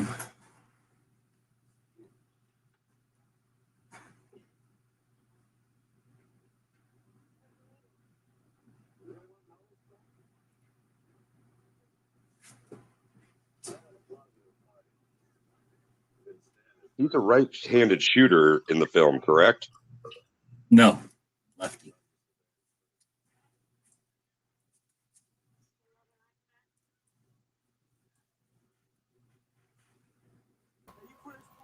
I just remember really liking the girls. I was so happy when I found out they were way older than what age they portrayed. Yeah. Well, and then another connection, since we were talking about filmographies, one of the women in the film ends up starring opposite, in Dirty Dancing. Well, they hate each other, too. So they didn't like each other in this movie at all, and then they went to Dirty Dancing and didn't like each other either. Yep. But if you listen to the DVD extras from the DVD of this movie, right, Don, they'll talk about how, like, those two hated each other, and they had to be in all kinds of scenes. Kind of not like girlfriend and boyfriend, but like, caring about each other, and they didn't, I guess. But I think it had something to do with this guy. I can't think of his name. Patrick, whatever, Dempsey? Is that his name? Swayze. He was, like you say, a child actor. I think he got in there and acted like he was the boss of everybody, or like, mentor to everybody, and some of them didn't like that. Because they were all kids, right? Zudek saying, could Southern Comfort be the prequel to Red Dawn? I don't hardly remember Southern Comfort other than it was like, it came out and I was too little for it. So I never went, I don't think I went back and watched it. It was National Guard guys. It was really good, like epically good as a kid, and I've seen it probably 20 times. So yeah, it's worth checking out if you haven't seen it, dude. Yeah, that's where they accidentally somehow they end up either killing somebody or something, and then the local mountain guys decide to hunt them down, and they don't have anything but blanks. Yeah, kind of an extent a sequel to a different film about hillbillies. Oh yeah, Deliverance. Yeah, Deliverance, but this one, Southern Comfort, I think it was like Louisiana, because they spent so much time in the swamp running around and whatnot. So yeah, good film. It was interesting, yeah. Like it would suck so bad, right, to have guns and not have bullets. This part was cool because it was an F-111, and they hardly ever show F-111s in movies. No, they didn't work out that well. No. Yeah. And they just must not have flown very much, or they didn't. Nobody asked for them to be in a movie or something. They weren't cool enough or something. Well, they also cost a lot of money to fly, way more than a regular jet. So I can't really zoom in on that picture. I'm just using it over the thing. Here's the deal, though. I took that picture from a screen capture from a cable, like a physical screen capture from a VHS probably, or a DVD maybe. I'm pretty sure, because I did that a long time ago. So that's about the crappiest. I'm sure if you found any better screen capture anywhere on YouTube, you could get that more clear. it's still pretty good if it's on VHS, though. I don't think it was VHS. As soon as I said that, I'm almost positive I got pictures of the McDonald's, and that would have been from the DVD. From the DVD. That's all done. Not that we're doing anything here.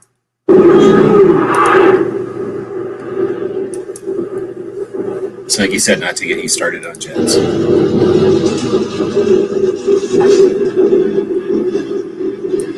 This part I didn't like that much for lots of reasons. I don't like to see Aardvark get wailed on, and I didn't think this part was necessary. It would have been cooler if they just had like a close call. But I guess he was making it real.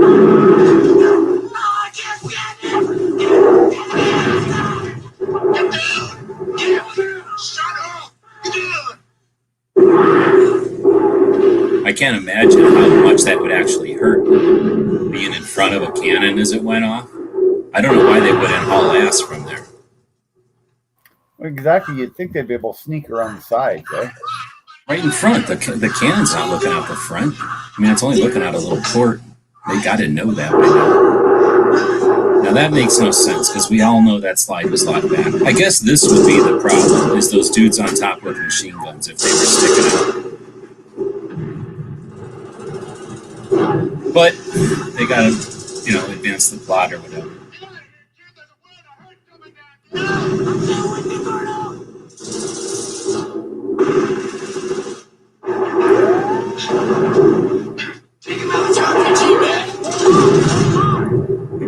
He won't lock. Give me another rocket.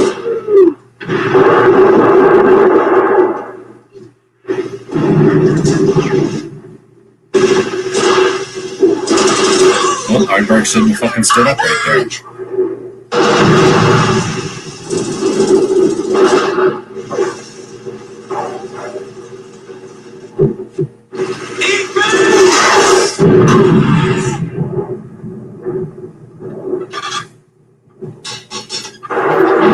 The Air Force guy insults the Army, right? Yep. Well, so basically the one guy in the tank just dropped a grenade out the hatch, and he's the only guy that took any fragmentation from it, and now he drops a grenade into it. Or no, he just drops a smoke on there, and this is when he says it.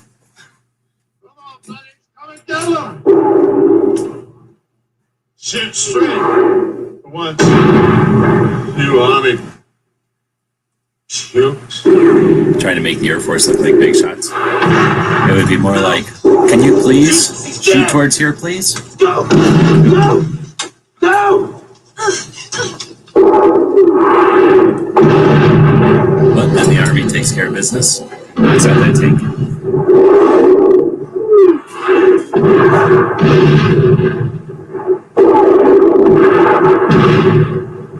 Which sucks because I was the only guy trying to go across the line, so they just went out there for no reason and got a bunch of people killed, which sucks, but that makes them start realizing, wait a minute, this isn't just a game. And now I think it'll flash forward to another month, or no? Nope, it's just right then.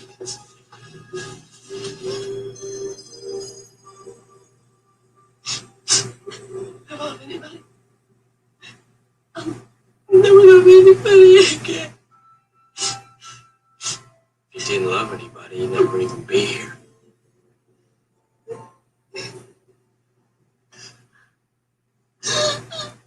We're gonna bury him. What's left to bury? Ugh. I don't think her sister would have said that in front of her. These were good friends. Take them away from here. Someplace safe. But this world's never happened. And as we remember, please let them forget, O Lord.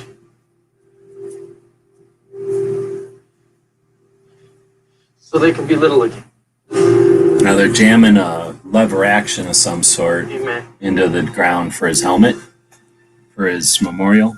I'm wondering if that was because he never really was holding it that I remember. So I'm wondering if it's just like that's one that they can sacrifice. They don't have the ammo for it. It's a weird caliber. It's a U.S. gun. We're not putting an AK here for the guy. Kind of makes sense. And that's the kind of stuff Melius would have thought about instead of just being like, grab anything from the set, anything will work. This is one of my favorite scenes too. Even though I don't have a brother. If I had a brother, that's the kind of stuff we'd be doing all the time. The wind just keeps on blowing.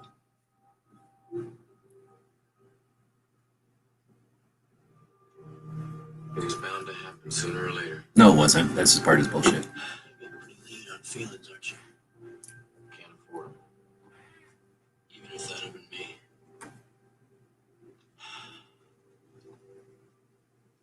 I was talking to the group chat. Doesn't look good. They're all talking about Quentin. Seem like they lost stomach for it, except for Robert. And you? I'm your brother. Just make it count.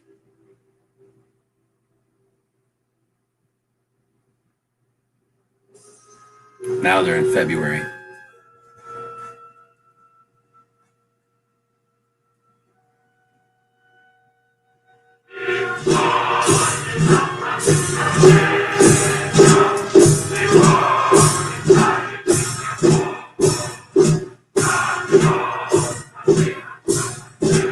The Russians definitely know how to do white camo, snow camo.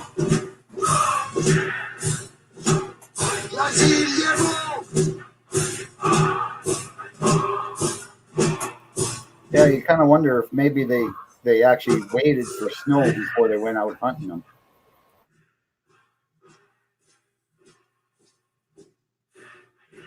Like in Serbia or whatever. Maybe. Well, also, I mean, like not just for the tracking, but also because you've got more expertise than anyone else in winter, right? Well, and if you're going up to some of those places that are basically deserts, when there's snow on the ground, at least you got water. You can get further out into them. Oh, that too, yeah. Because maybe during the summer they're desert, like out here. But if there was snow on the ground, at least you can gather enough to keep going out there.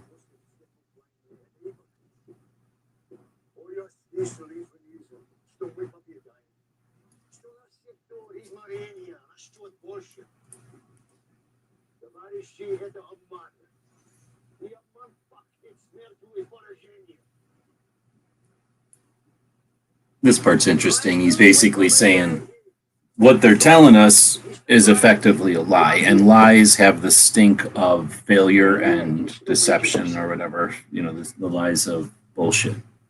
If we were winning, they wouldn't need to blow us over and give us lies.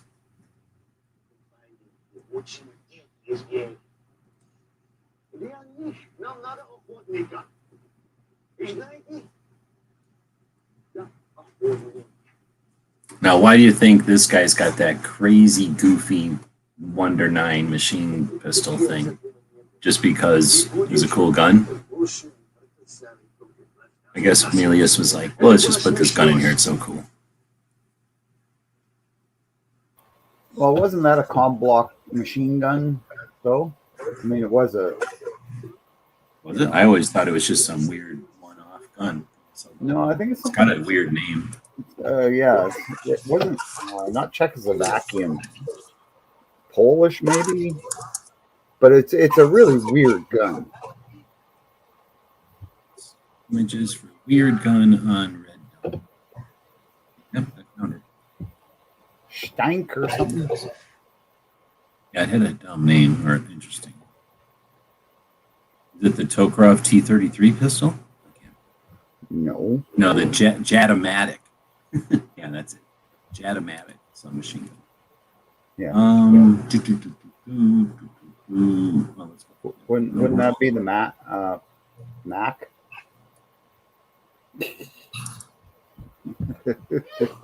Yeah, exactly. Like, why would they name it that? Obviously, it's a different language where it doesn't mean what it means here. Yeah. It says it's a Finnish 9mm submachine gun developed in the 70s and early 80s. So that would be like cutting edge Finnish 9mm. It just doesn't make any sense that I don't know if he's supposed to be Russian or Cuban major or whatever. Well, no, because the Finns were part of the communist bloc. They weren't part of Russia, but they were controlled by Russia. That's why they have all those AKs. once they got free, they went, okay, guns for everyone.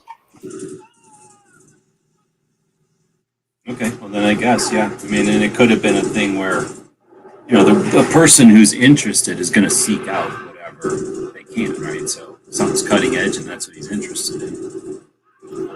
Well, they'll do that in films, right? They go, I want an interesting gun, right? Like, I want this actor to have a unique gun so he stands out. Yeah, no, exactly. And I don't think that's unrealistic. So I was thinking there's some generals like Patton or whatever. Some people in the military do want like their gun to be sort of their thing, right? Their big ass feather or whatever.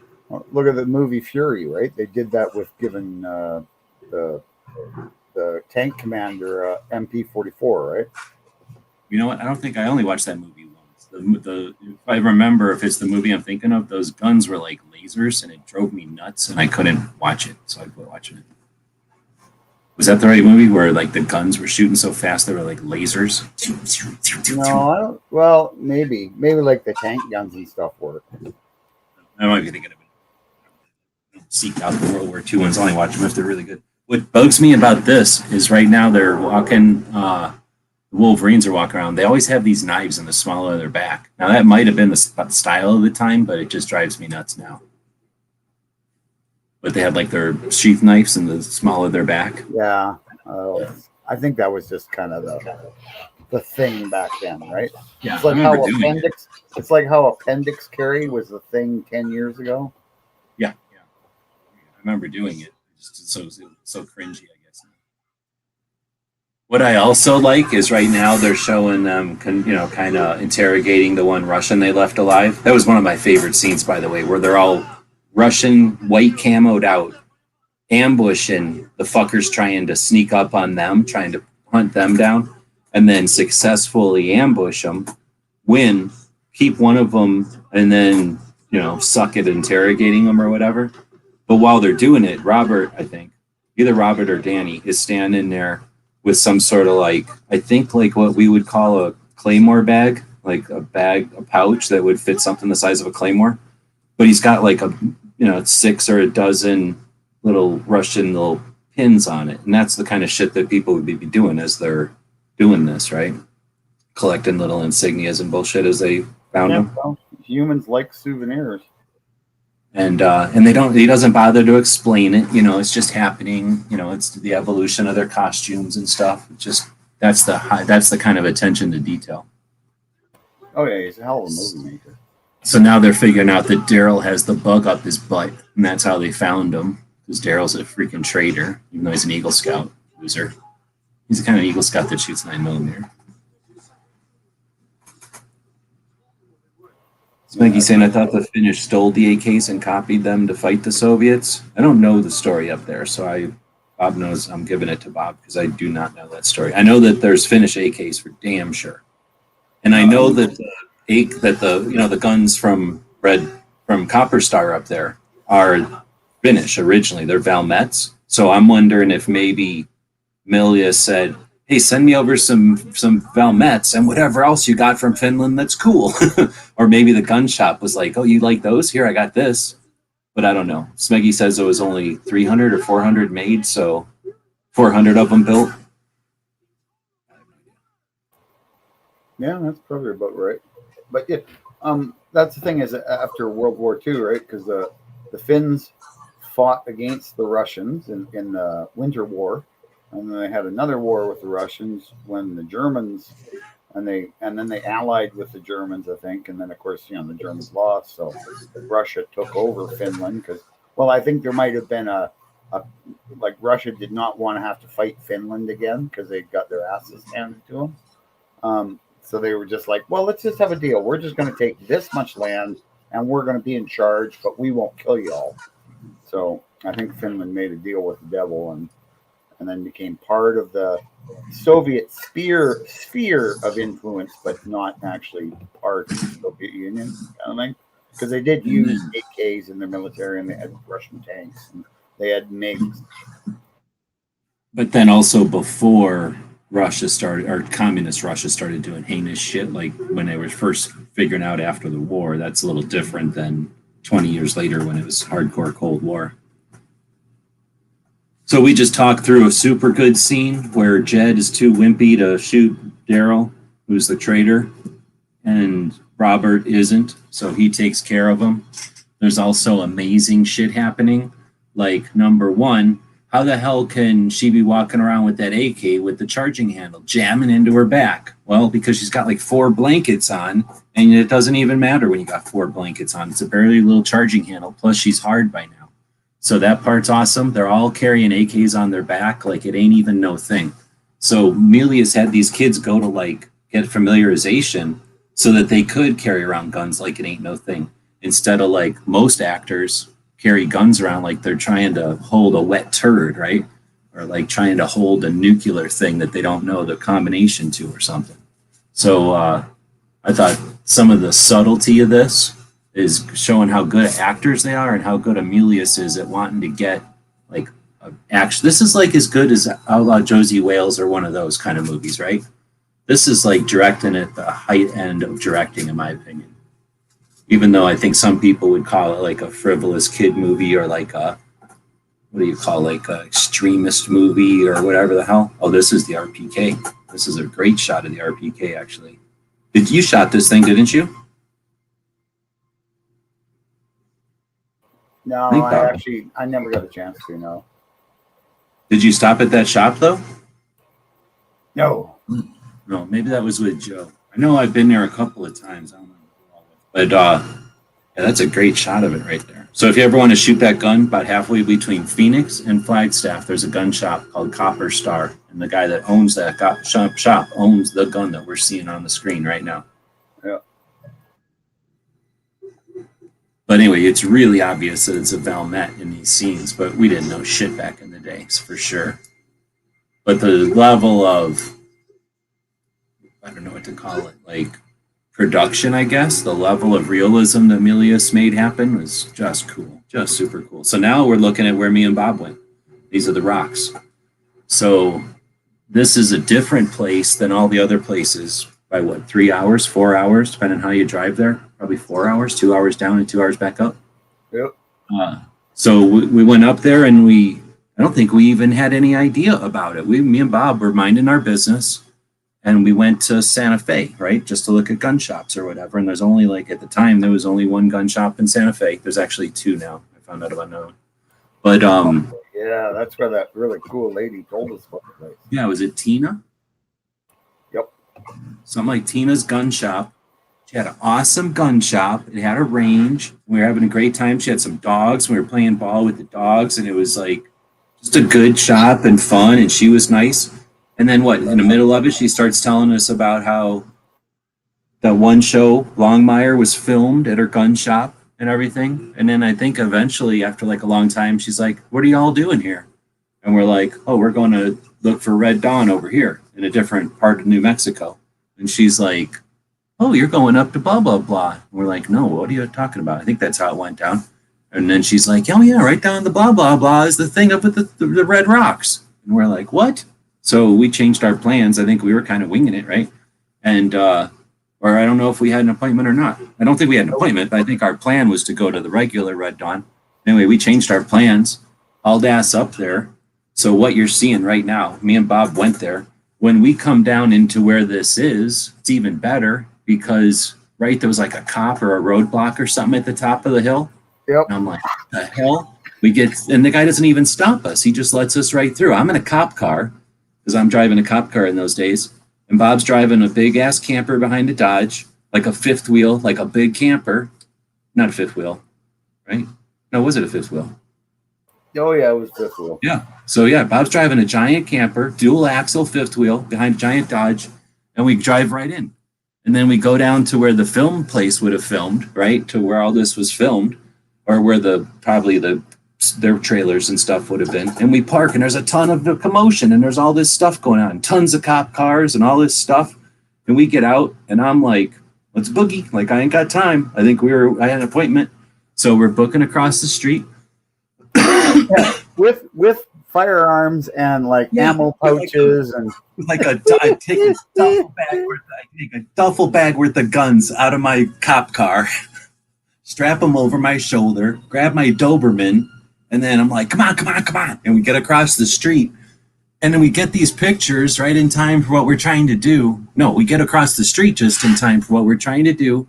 And then all of a sudden, like a cop car chases another car, and there's this helicopter thing, like a giant drone. And this is a few years ago, so drones weren't a big thing. There's a pickup truck. Was there a pickup? And it turns out they're filming a commercial of a cop car chasing a car. And we're right in the middle of their commercial. It was a pickup truck commercial for Chevys or something.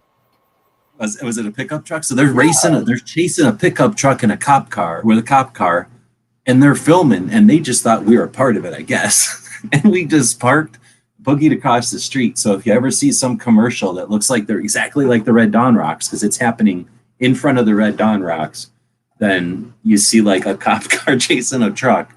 Look to the left, and there'll be me and Bob and my dog looking at the world. Charlie was there too. Charlie was there too. Okay, so we had two dogs. Like two big giant dogs. Yep. So big white dog and big black dog. So yeah, so we're sitting basically where the camera was, looking at this scene, just a little bit further off, and it's just right on the side of the road. So I'm not going to tell you where it is. You got to go figure it out. But that was super fun. And then we just hung out there for a little while, and then eventually left, and they let us leave. It was like, hey, we're not supposed to be here. We're leaving. So I do want to go back there. That is pretty cool. And I mean, we went there with all that commotion and shit. I'd like to go out there and climb up on the rock and shit. Yeah, that was the thing, is we were trying to get pictures done and everything, and there's cops on either top of either hill. It's kind of in a valley.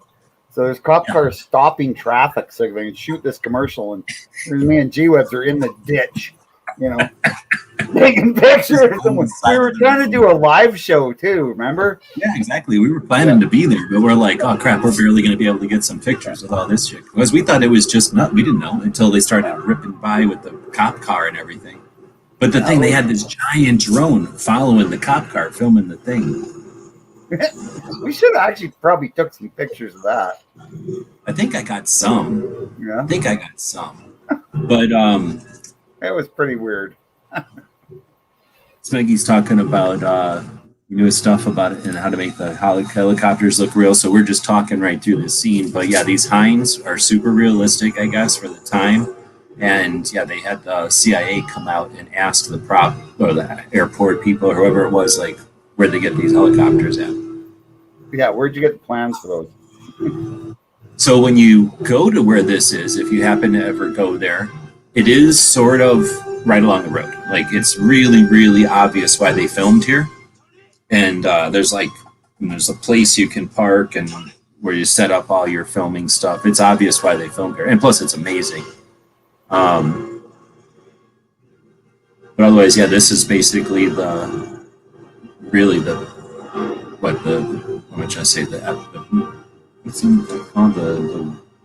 high point of the movie or whatever it's called. Main scene. I'm trying to say. I can't think of the right word. But it's the main act. It's a climatic scene, I guess, or something. Climatic, yeah. That's where it is. Climax, yeah.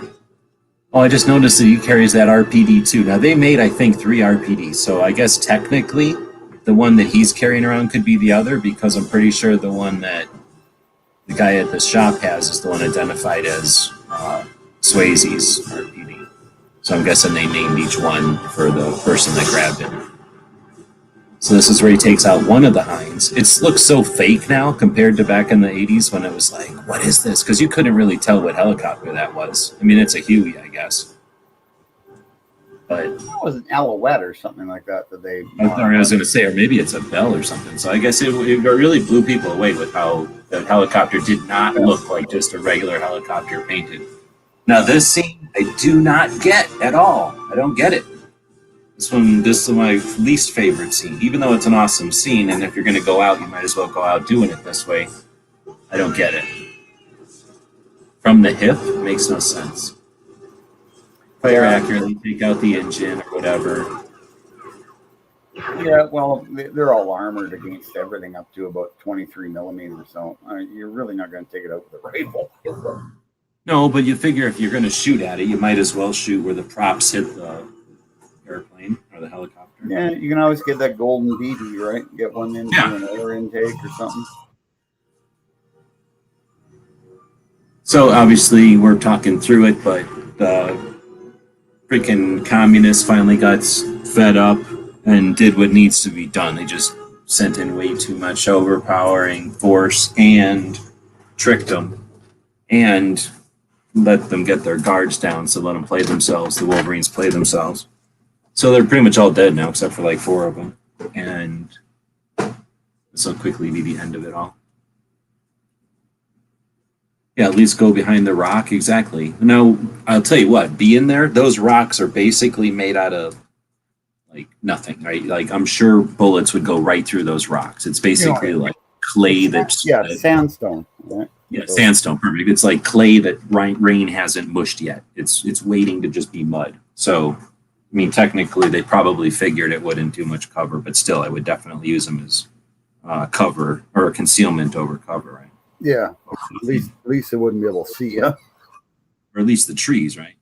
But the thing is, you don't really get the sense of it, but it is a very steep canyon. I mean, the fact that they flew those helicopters in there, those are wide angle lenses that make it look a little less steep, but it's, I mean, we were there, it's a steep canyon. So it's not like you're running up those hills. That's 10 stories up or something, and it's sheer. So you're basically screwed if you're in that valley.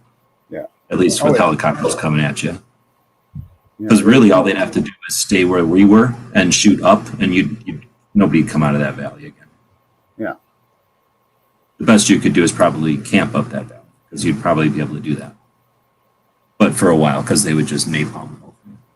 Yeah, and now got no resources.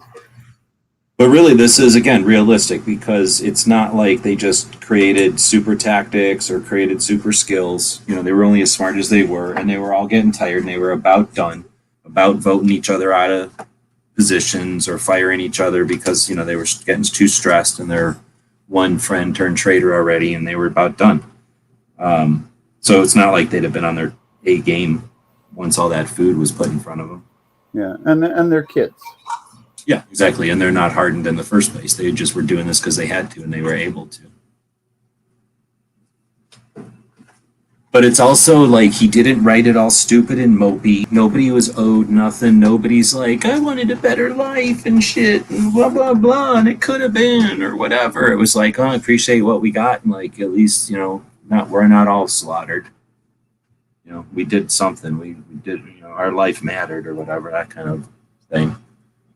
Oh, so I don't know. He was older than us. Or is he the same age as you? You're what, 10 years older than me? At least, yeah. And then he's older than you, Milius. He's still kicking, but he's definitely had a stroke and he's old. But when he wrote this, he was already as old as Steven Spielberg, so he's got to be as old as my parents or something. So I'm just wondering, he didn't write this for my generation. I think he wrote this for his generation. I think.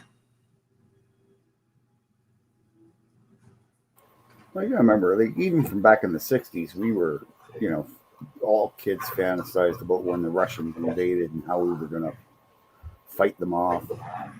Well, that's the thing, because it was all like, I think it was I don't know where I want to say the word necessary, but it was a shared delusion we had of this conventional war and how it would play out, because the other option was war games and like, how fast are we going to die? Like, I hope we get killed immediately. You know what I mean? Like, I hope we don't have to live through that, where this was like something that we could do something. Like, if they didn't nuke us, at least we could fight with our arms and legs, like, and do something and not just melt. Well, you know, say, but better to die on your feet than, be a slave on your knees. And there was definitely no like option of like just peaceful being a communist. It was like always like die being an American or live like as some sort of slave communist or slave to the communists. Unlike It was today's never like, kids, they all want to be communists. That's what I'm saying. Like, I guess what I was trying to say is like, it seems like now the option is be a happy communist or a horrible capitalist who's mean and doesn't care, or be just a happy communist. Where back then it was like capitalists might not be perfect, but you know, we're doing what we want over here. Where over there you're basically just sheep, herd, hive, you know, drone. You don't get a choice. There's no choice. I mean, the thing is, socialism says they'll take care of you. They don't, but they say they will. And people, we raised a generation of people that just go to school until they're 28, 29 years old with somebody telling them what to do and looking after them. They have no idea how to live a life or to be independent. Well, and it has something to do with maybe a drive to want to. And they probably, whoever he was writing this for, we all shared that drive of like, yeah, of course we want to be free and continue to, and our kids are going to be free, right? Like we didn't have there was no like, oh, well, I'm going to choose being free. It's like, of course I'm going to be free. Fight now so our children don't have to. So basically we're watching all the stuff that there's no way to hear, I'm sure, because I don't have it on that loud. But it's all the girl parts where the brothers are deciding to, for whatever reason, kill themselves. I really don't understand this scene. That's why I think it's about Robert. I don't really think it's about the brothers. This is just where he writes the brothers out of this film. But basically it's where What's-Her-Face and Danny leave and, go to tell the story, basically. And that's fine because he's a kid, the kid of the kids, right? He's like the one who's the youngest, I think, and never really grew up. He was doing what he needed to, but he died right in the beginning. Like he was empty through this whole thing. He was, he was going through the paces, but he wasn't being affected like the others. The others all got like mentally screwed. He just seems to like be able to blow through it. So I'm sure when it's all over, he'll just forget it. So I think they all see that. Like you're the one who's going to be able to just deal with this. Like you live and take the girl who's still alive with you, and she seems like she's going to be strong. So there's no reason for her to like end it. And these guys are just like, we're done. Like we're broke. There's no way we can go back, and we're not going to bow. So let's take out as many of them as half dead anyway, and we got no medical. At least that's what I'm thinking. They're thinking. Probably. I mean, like when you think about it, they have no chance to get back to their own lines where they might get medical attention. And at that point, they might as well take as many as they can with them. Because they figure, you do an attack, you do the damage. They're never going to think you're going to come right back, and that's your best time to do as much as you can as two kids. At least that's what I'm thinking. After this many months, plus they're just done. And they just had to kill Daryl because he's an asshole. And then they lost the people they lost who they did care about. Of course, now we're watching the boring part where all the Cubans, maybe the Russians, the elites, though, are sitting around in their thing reading to each other. Or I guess they're reading their letters from home and questioning whether they should be the oppressors since they've got to where they are, being the resistance, being the fighting underdog. The oppressors, Now they've become them. And I guess that's part of it too, where we didn't question because we understood because we went to history classes and stuff. So this was like maybe to reiterate that, hey, if you think socialism's so great because you're the underdog and you're being oppressed, guess what? As soon as you're in charge, you're not the oppressor, you are the oppressor. You're not, you don't just get to claim victim status as you step on people's throats. And communism doesn't give you a constitution. Well, I guess I'm thinking of how he was getting all weepy in that scene right there, that he was reading a letter from his kids or something, and he's like, oh, we used to not be, like you just said, we fought the oppressors and now we are. Well, guess what? You don't get to fight the oppressors, take over, and then not be the new oppressor. That's part of it. Well, I guess it's not necessary, but that's how they're doing it. That's how they're handling it. That's what you become.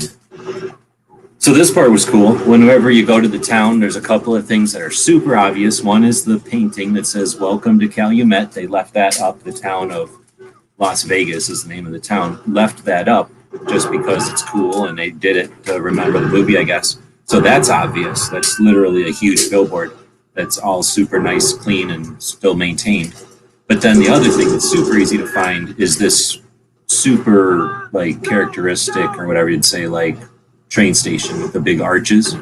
The last time I went up there, though, Bob, it's bought by a place and it's being renovated, and it's all there's fences around it at the time I was there, but it's being put back together into something done, like a rehab place or a coffee shop or something that was not something. Maybe it wasn't a coffee shop. So I got the impression you couldn't just go in there. You had to be like by appointment or like maybe a medicine place or something. So somebody in a fifth wheel trailer couldn't get led in there and have to turn around, huh? No, that place is still there. That's the museum or whatever. But I think that'll be its parking lot somewhere over there. So the first time I went there, it was like open. We could just walk around. And the next couple of times I went there, it was maybe falling apart or maybe getting too much graffiti or something. So they had fenced it all off poorly. Somebody probably could have still gone in there pretty easy, but I didn't bother. But the first time I went there, I walked around with Oro. We walked all up and down the hallways and stuff. So right where that guy comes out and does that thing, opens up his gun, I've stood there before. If I owned that gun, I would have stood there and done that.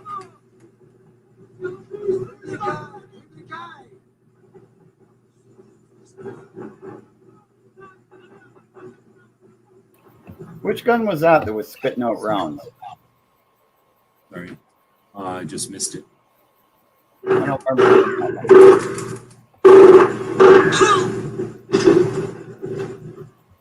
I was looking at my phone, so I missed. Right now, it's the guy coming out of the train station. He just shot at the brothers. So before that would have probably been like somebody, on a wild goose chase shooting at something else.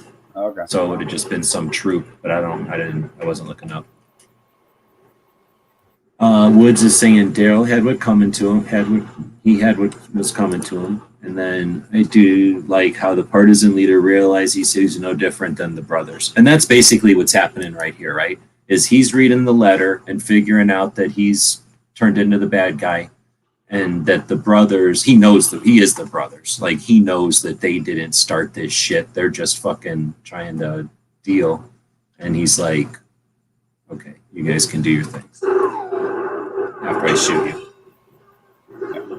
I thought he let him go. Oh, it's the other guy. This is the Russian. I'm getting them conflated. So yeah, this is the Russian who's still a dick and trying to kill him. It's the other guy, the Cuban guy or whoever, who's reading his letter, who's about to let him go. Okay. Now he pulls out one of the 13 Mahdi's that have been modified to full auto for this movie. Thanks, John Milius.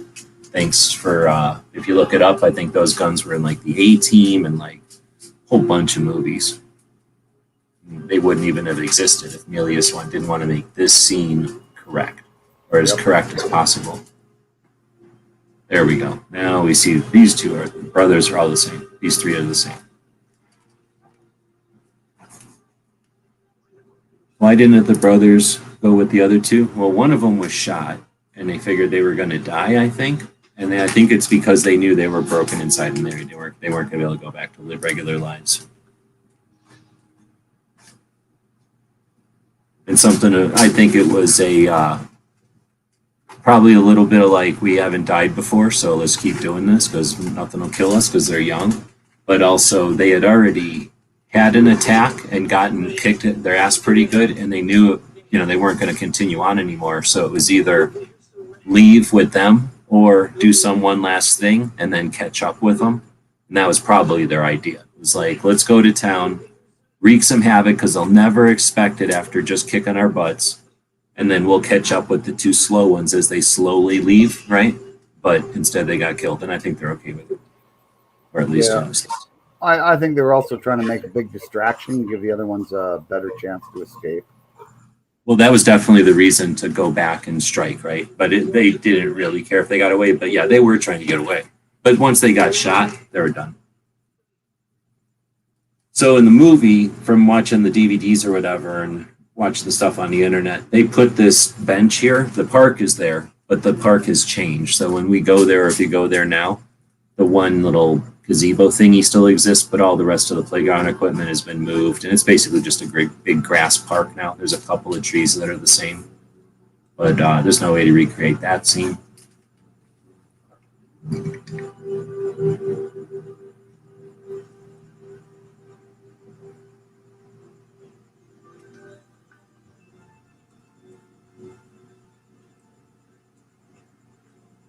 And then I guess because they walked, I don't really get this. It doesn't make any sense. Did they walk up and over the entire Continental Divide and now they're coming down into Idaho or into Utah? because they couldn't have gone east. There's no hills to climb going east. And then they would have had to go all the way east to Mississippi. So that makes no sense. So I guess they're in Utah. They left to go to Utah. So this is my last thing to try to find is Partisan Rock. Still don't know where it is, but I think it is a real rock. And then this, whatever you call, like, plaque is fake, and the flagpole is fake, according to the movie, or according to the DVD extras. But that rock is there. We just, got to figure out where the hell that rock is. Right, but somebody said on the internet that it's in Colorado somewhere, that they just filmed it as like an extra, so, or at least some other place filmed it, and they just went up the street in Colorado and filmed it. Because it is people know the rock. I just don't know anybody who knows it. Oops. So now we see the cool black and white endings. Milius went to film school with Spielberg and all these other famous film people. So he was Dirty Harry, and he was Conan is this guy. Like, he did a whole bunch of movies, so he knows how to make a movie. And I think the deal was this was his first. I think the deal was he did a bunch of other things, and whenever he finally had like the ability to make his own movie and nobody could tell him anything about it, this was his first, like, I'm making my movie. I think that's how it went down. And then he's basically from the Big Lebowski. He's that one character from there. That what's his name? All the whole movie business is very incestuous. They all know each other and they're all buddies, and it's quite old boys network, except with people who went to film school. All right, so Speggy's saying he made it through the whole thing. I don't think they have any extras at the very end, so I'm just going to end it. I don't know how many other people out there. It says we got 8 watching. I don't know. I don't think we've done this before. I know that one time on GunTube, I think it was on GunTube, or maybe it was just on YouTube, we watched both of them. One, and then the shitty new one. So that was a day. And oh, you made yourself watch the new one?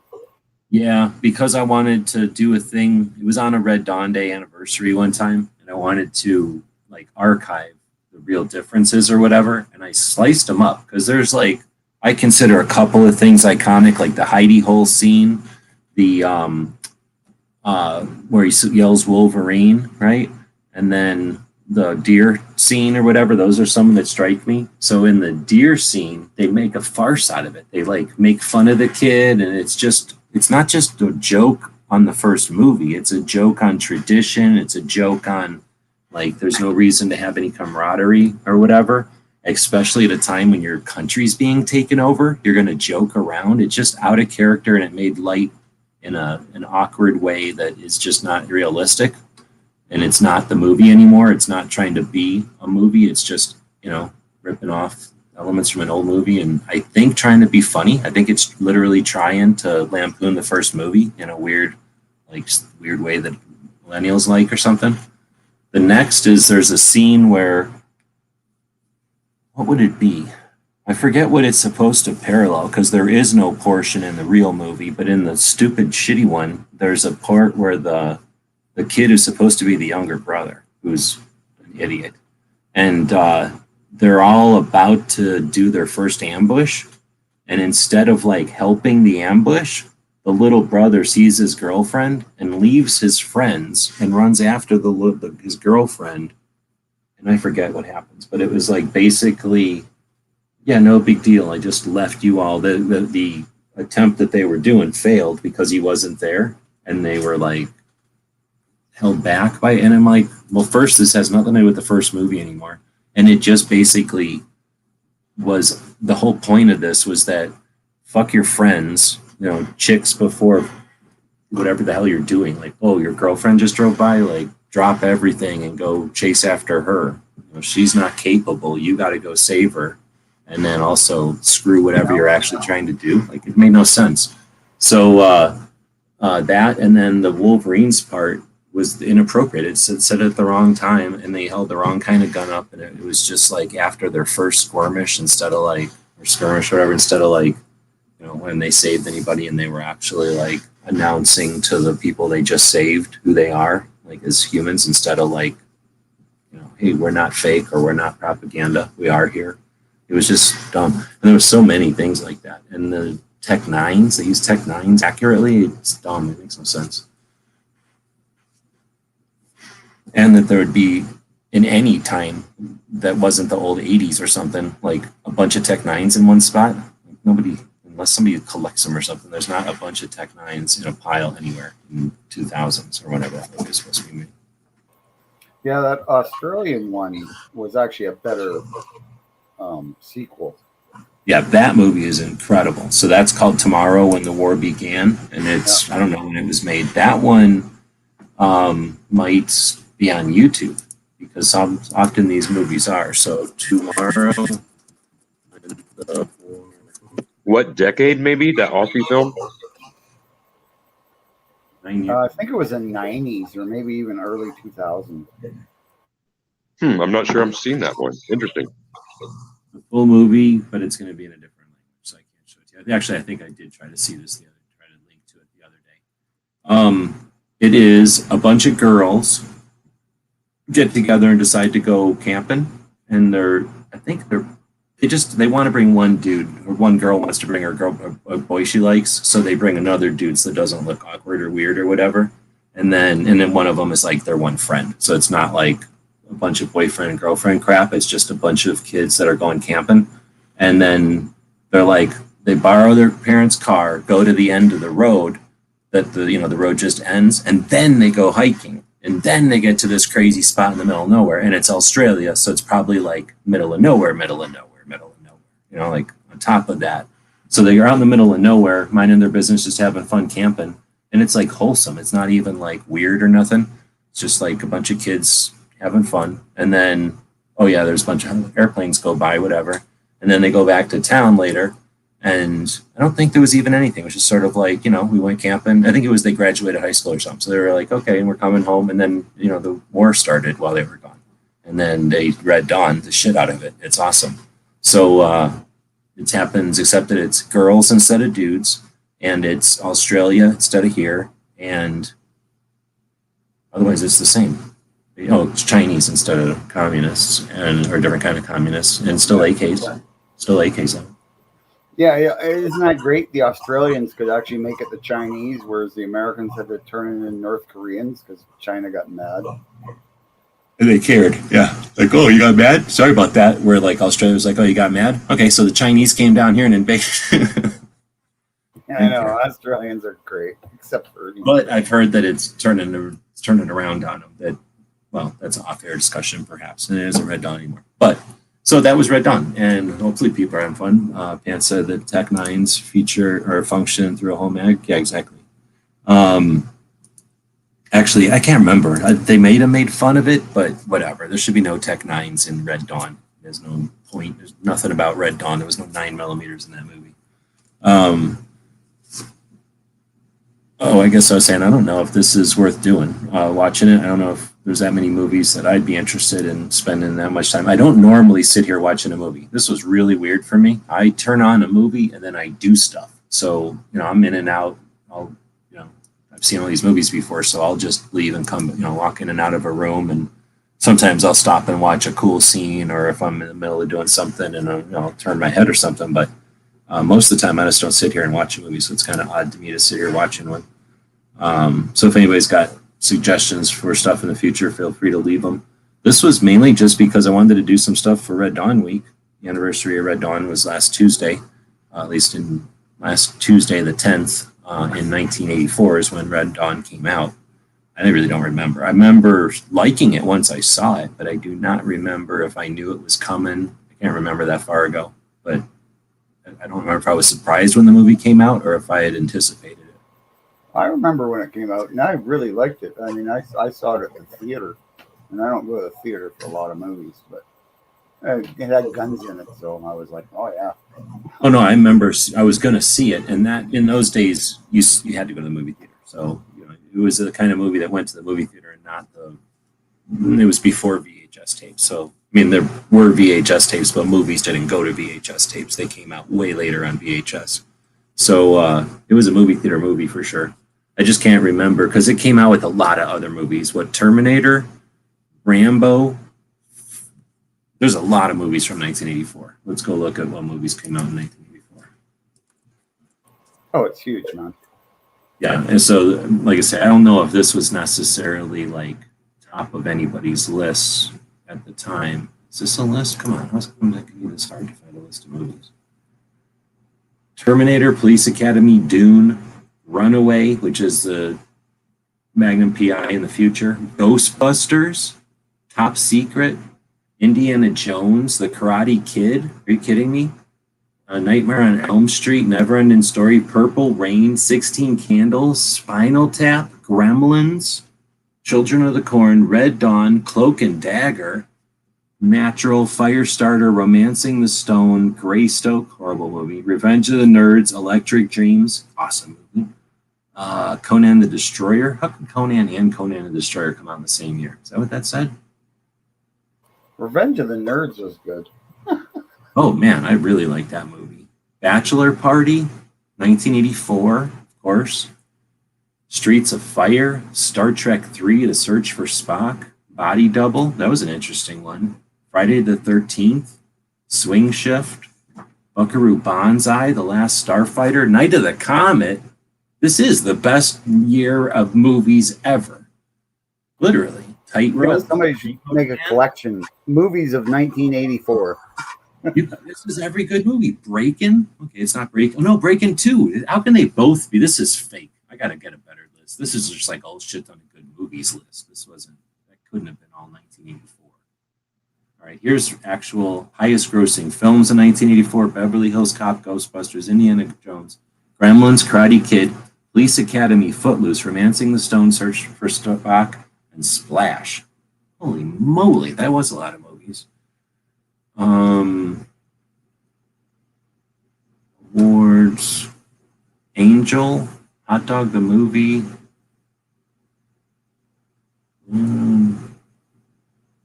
Oh, these are all the movies. Okay, so Repo Man, this is Spinal Tap. Splash, Tank, Police Academy. So Tank came out this year, just before. Purple Hearts, no, it's Romancing the Stone. Friday the 13th, the final chapter. So that wasn't the first Friday the 13th. Was Swing Shift good? Why do I keep saying Swing Shift? I don't remember if that was good or not. It was interesting. Michael Keaton, I think, was in that. Is it a comedy? I don't know if I'm even remembering. Breakin' though, 16 Candles. I knew a friend of mine's sister's boyfriend was in the bathroom when they hold up the chick's underwear in the bathroom, and all those kids are in the bathroom looking at it. Remember that part of 16 Candles? Anyway, there was this one part where there's a bunch of kids in the bathroom, and he's one of the kids in the bathroom. Firestarter, just one of the 10-second scene. One of the kids like gets a girl and whatever. Indiana Jones, Temple of Doom, Star Trek 3, Streets of Fire, Beach Street, Ghostbusters, Gremlins, Top Secret, Under the Volcano. I don't remember that. Karate Kid, though, holy crap.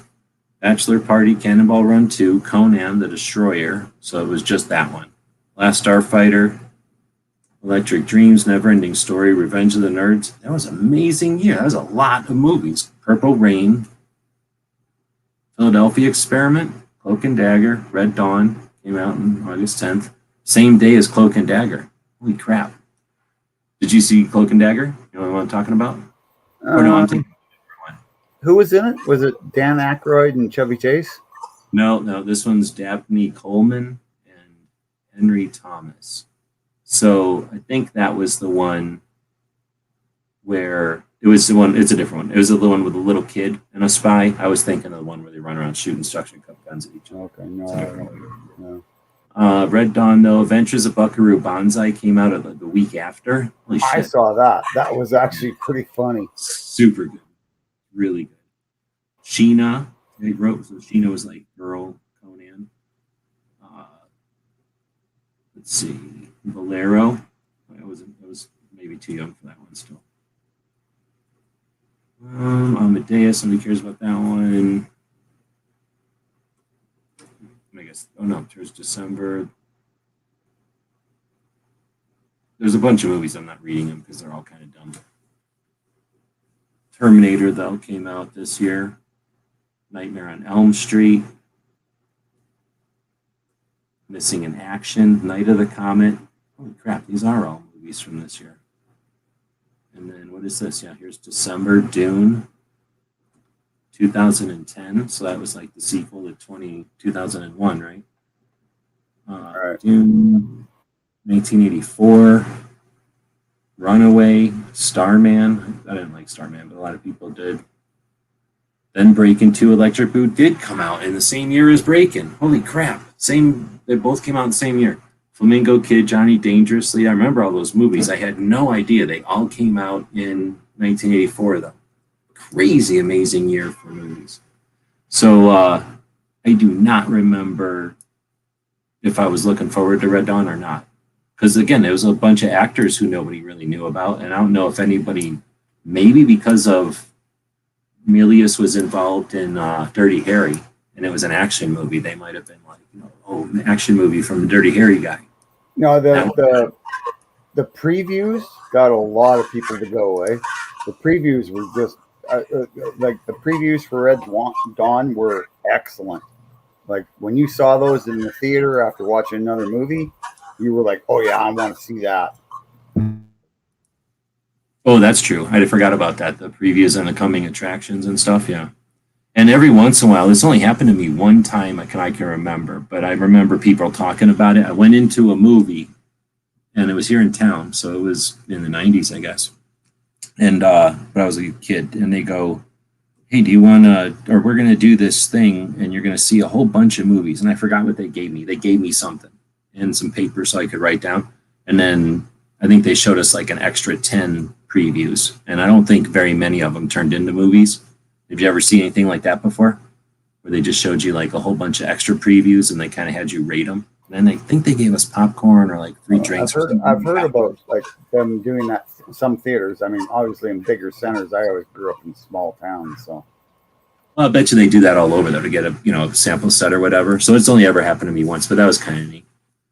I didn't realize I've been sitting here looking at the internal, not realizing. So I guess that was DJ's comment. I just thought nobody was saying anything. So there, people are out here saying stuff. So Smeggy was saying about the Neverending Story.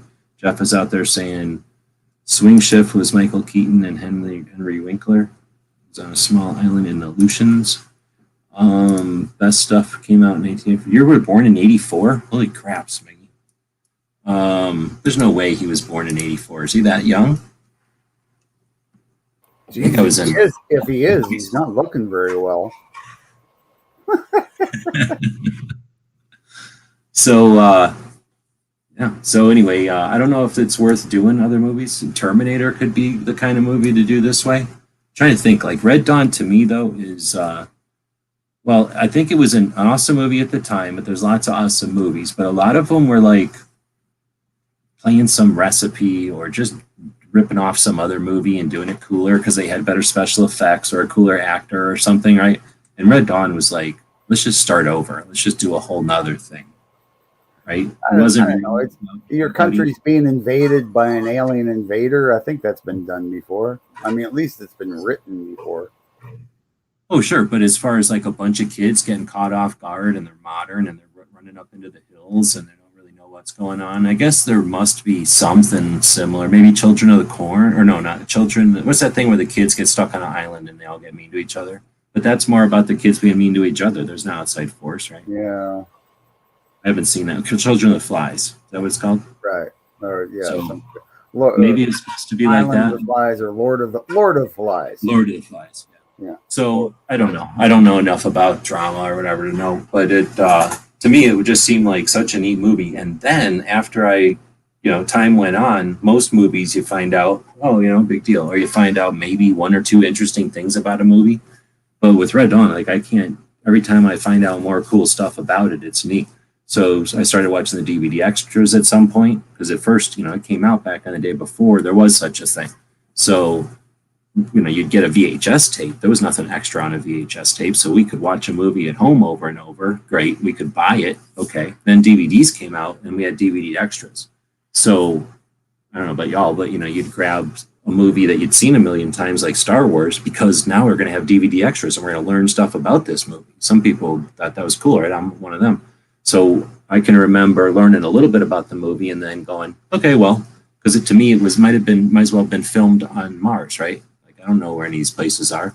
So years later, I'm in the place where it's filmed. I'm like, oh dang, that's neat. It is possible to be here, so that's kind of neat. And then after I figured out that I go past there occasionally. If I drive to Colorado, I go right through there. So the more I learned about it, and the internet allowed that to help, that I figured out, oh wow, we can discover all these places. So yeah, it's been fun in that respect. I guess before that, I didn't get this in order. Back when I first started getting into AKs, I started finding out about how significant the movie was in the AK history, at least in the United States, that portion of the Kalashnikov history. And at the time I guess I'm still in the club, but the club was very active. And some of the people that own the firearms that came from the movie, own the guns that originally came from the movie. So I've been able to hold some of those guns. So that made it really interesting to me once I knew that those guns were so significant to the history of all of our TV shows and movies and stuff. And the reason that they are, right? Because Milius made them happen. He could have so easily just gone with whatever anybody else would have said, some SKSs or something that was easily used. So, creating those things and giving us those props is just super cool. And then I kind of was, adjacent to them. So then, like I say, then I found out about going to this place and learning about the filming locations. That has been super cool. And then a couple years after that, I found out that Swayze's gun is available for rent. So it goes back to being the guns again. So this movie's for me has just been super fun to explore over my whole lifetime, really. And shit, it's been a long, long time. Milius, it turns out, the guy who directed this movie, super cool. Like, go watch the movie called Milius. It's just after it's his name. I don't know how to spell it. Milus or something. Milius. The movie is a biography of him, and I forget the character's name in Big Lebowski, but it's the John Goodman character in Big Lebowski is based off of Milius. He's just the big dude who is not scared of guns. He introduced Spielberg to guns when those guys would have, I think they'll tell you in the documentary. I should probably go back and watch the documentary. But I think it was the deal where these guys would have like a writer's block or whatever it's called. They'd have creative blocks. They'd go out skeet shooting with Milius and, just have fun, get their mind off of art, get their mind off of their movies, come back with a fresh view, have a respect for Milius, include guns in their movies. Spielberg, include guns in their movies. Raiders of the Lost Ark. Would that have been a gun movie if he wasn't friends with Milius? Milius is super cool. And then does stuff to Hollywood to piss him off with guns and stuff. And then has a stroke or something. So I don't know. One day I'd like to meet him just to bullshit about Red Dawn. I think he likes Red Dawn a lot. I'm pretty sure it was, it's the first PG-13 movie. I think it was his first movie. But you know how it is. Sometimes people are like, I don't want to talk about that. I talk about that my whole life. I have no idea. So that's Red Dawn for me. Do you guys want to say anything about it before we head out? Or is there anything? I've been kind of ranting here. Well, absolutely. I've been away from my usual location, but happy to be here tonight. Thank you very much for hosting. And were it not for knowing G-Webs now, I wouldn't know half as much. I would know a fourth as much as I did coming into this appreciation for the film and everything regarding it. Thank you very much, G. Sure. Hopefully it's more than just trivia, because like I said, for me, it's always been a significant movie. Like I said, it just adds to the layers adds to the age of it, or adds to the fun, I don't know, call it, richness of it, I guess, when I find new stuff about it. Yeah, I guess definitely a snapshot in time for a lot of things like that. So yeah, I appreciate it, man. I always loved the movie because it was, it just came at a good time in life, and you like to think about, oh yeah, if that happened, I could go do that, So yeah, good movie, and it was really cool to go see, some of the places that had been filmed. I don't know if I've ever said it to you. I've said it at you when you're listening, I think. But, when we were at that Walmart, the movie theater is kitty corner from the Walmart parking lot. I think that one time when I had to go get windshield wiper blades or whatever across the street from Walmart, I was adjacent. The freaking movie theater was behind the windshield wiper store. Like we were that close to it. I could have winged a windshield wiper into the movie theater from where we were. We just didn't even look over that way. Next visit. Huh? I say on the next visit, maybe visit the spots. Well, I did go there, but Bob hasn't. So like I was saying before too, is that I don't know if Bob's gonna be able to get down here again. But if next time I go, I'm gonna have to go with somebody because I'm gonna. Or I guess I wasn't saying this live. I would say this off air. But next time I go, I'd like to bring somebody with so get pictures basically. Like when me and Bob went to the Rocks, we were getting pictures and stuff. That you need another person. There's no way to get some of these pictures by yourself. So I'm gonna need that for some of these spots. Well, it occurred to me more than once during this event that would be a fair spot to have an almost Midwestern meetup of sorts. So if I prop the idea now of a Red Dawn meetup for next anniversary, don't say it wasn't mentioned. Yeah. So here's the way to do it. We've already thought this through. So you start in Albuquerque or Denver, and that is to be determined by the people involved. You start in one of the two, and then you go to the other one. And whether or not you go back is to be determined by the people involved, but it's not necessary. You could fly into one and fly out of the other one, right? So everybody flies into one, and then the number of people involved will be a factor, but then there's going to be a rally. There's going to be a number of cars involved, and those cars are going to be racing each other or accumulating points or both. And then it's going to be a scavenger hunt / rally / death match. And what you're going to do is go from Albuquerque, where BMC Tactical is. We always like to mention our friends in Albuquerque who are a good gun shop that's been awesome to me and Bob in our travels. Then head out to Santa Fe. Potentially, here's the thing. I'm not giving you any hints. So find some interesting things along the way. Scavenger hunt, right? Go to the Red Dawn thing that we're talking about, the place where Red Dawn was in various locations of filming or whatever. Scavenger hunt, challenges, death match, right? So it starts in Albuquerque. You just go a little bit north and you're in Red Dawn. You go a little bit north, you're in what's called the Whittingham Center, which is an NRA range, which is the largest range in the United States. I'm pretty sure it's the largest range in the United States. Certainly the one that you can get at, the largest range in the United States you can just drive into. It's got a museum there. It's got a big library there. I don't think we even saw the ranges. I don't think even looking at it from space, I've been able to count all the ranges. You'd need one of their little books and some kind of a spreadsheet because they have a lot of land there. That was given to him by some rich guy, and then a lot of ranges built up, all different, every kind of range you've ever thought of, and more. Apartments, like you can rent entire houses, you can rent rooms in an apartment type of situation. You can bring an RV, you can tent camp, you can hunt there. So the Whittingham Center is the next stop. Then you go north from there a little bit, and it's a place called Colorado Springs, and that's a place called Dragon Man's. So the coolest privately owned military museum, period, hands down, in the world, and Dragon Man, and like paintball, and 4x4, and regular ranges, plus Dragon Man, right? And then you go to Denver, and then you can leave from there, or some kind of deathmatch rally race back to Albuquerque. That's how I would do it. Yeah, because we don't want to spend time actually seeing any of these really cool places. We want to just get to them and then race to the next place. No, like a 4 or 5 day trip. You rally, race, death match between them, and then hang out there for a day, or hang out there for depending on how long. Like I say, the people involved determine the thing. Yeah. But I'm just saying, because there's like not really a day between each one, but could be a day depending on how much you want to drive. There's some distance between each one there, but it's certainly doable. I mean, you could drive between Denver and Albuquerque in a day if you really had to. I think. I'm trying to think. Maybe not. Maybe it'd be a long day, but whatever. It's not like unreasonable to do that in 4 days. 1,000 miles a day is not terrible if you're in a vehicle. No, not at all.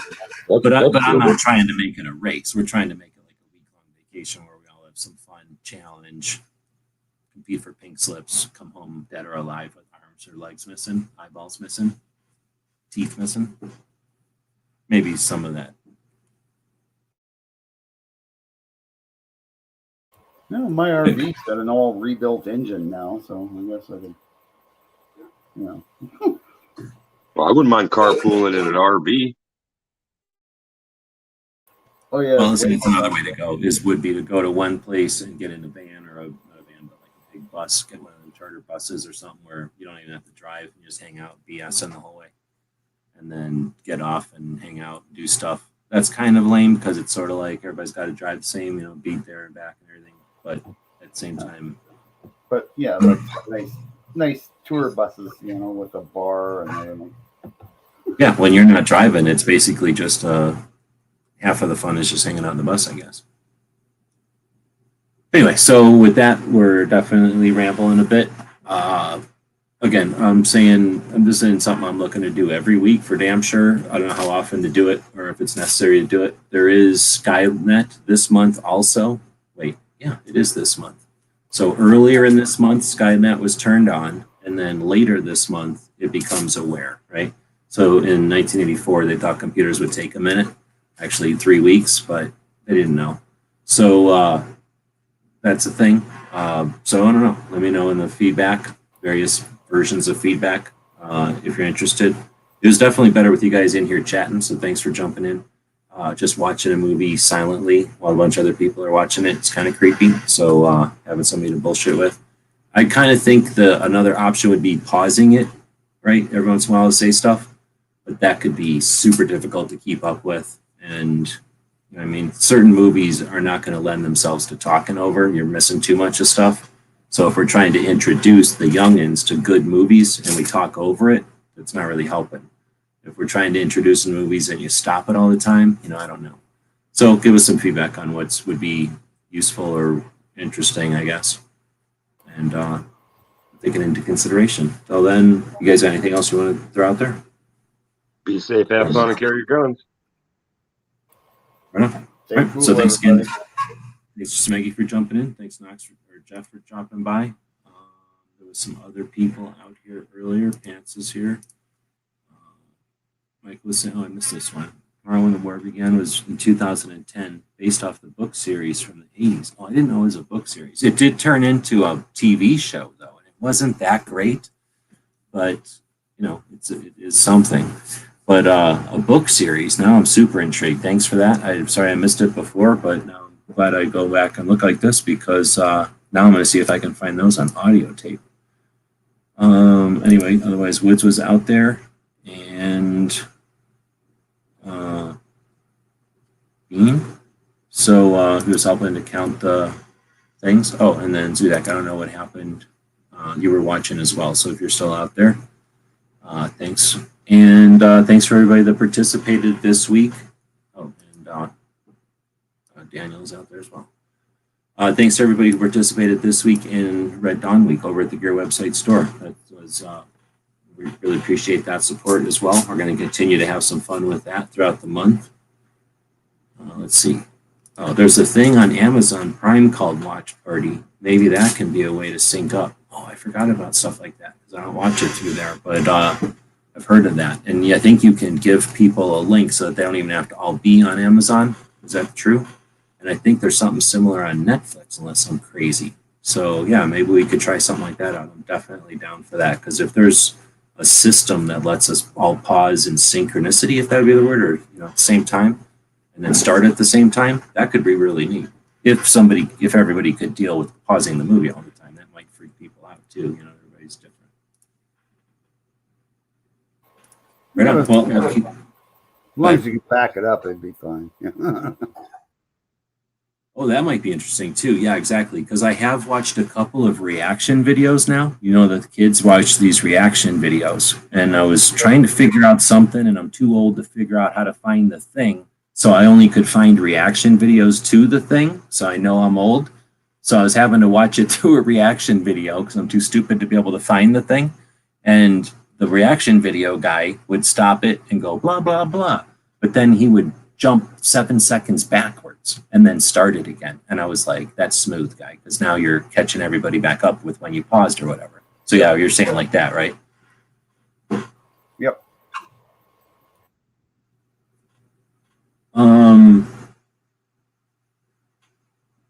With that, I think I'm gonna, should I delete this guy? I'll delete him. Why not?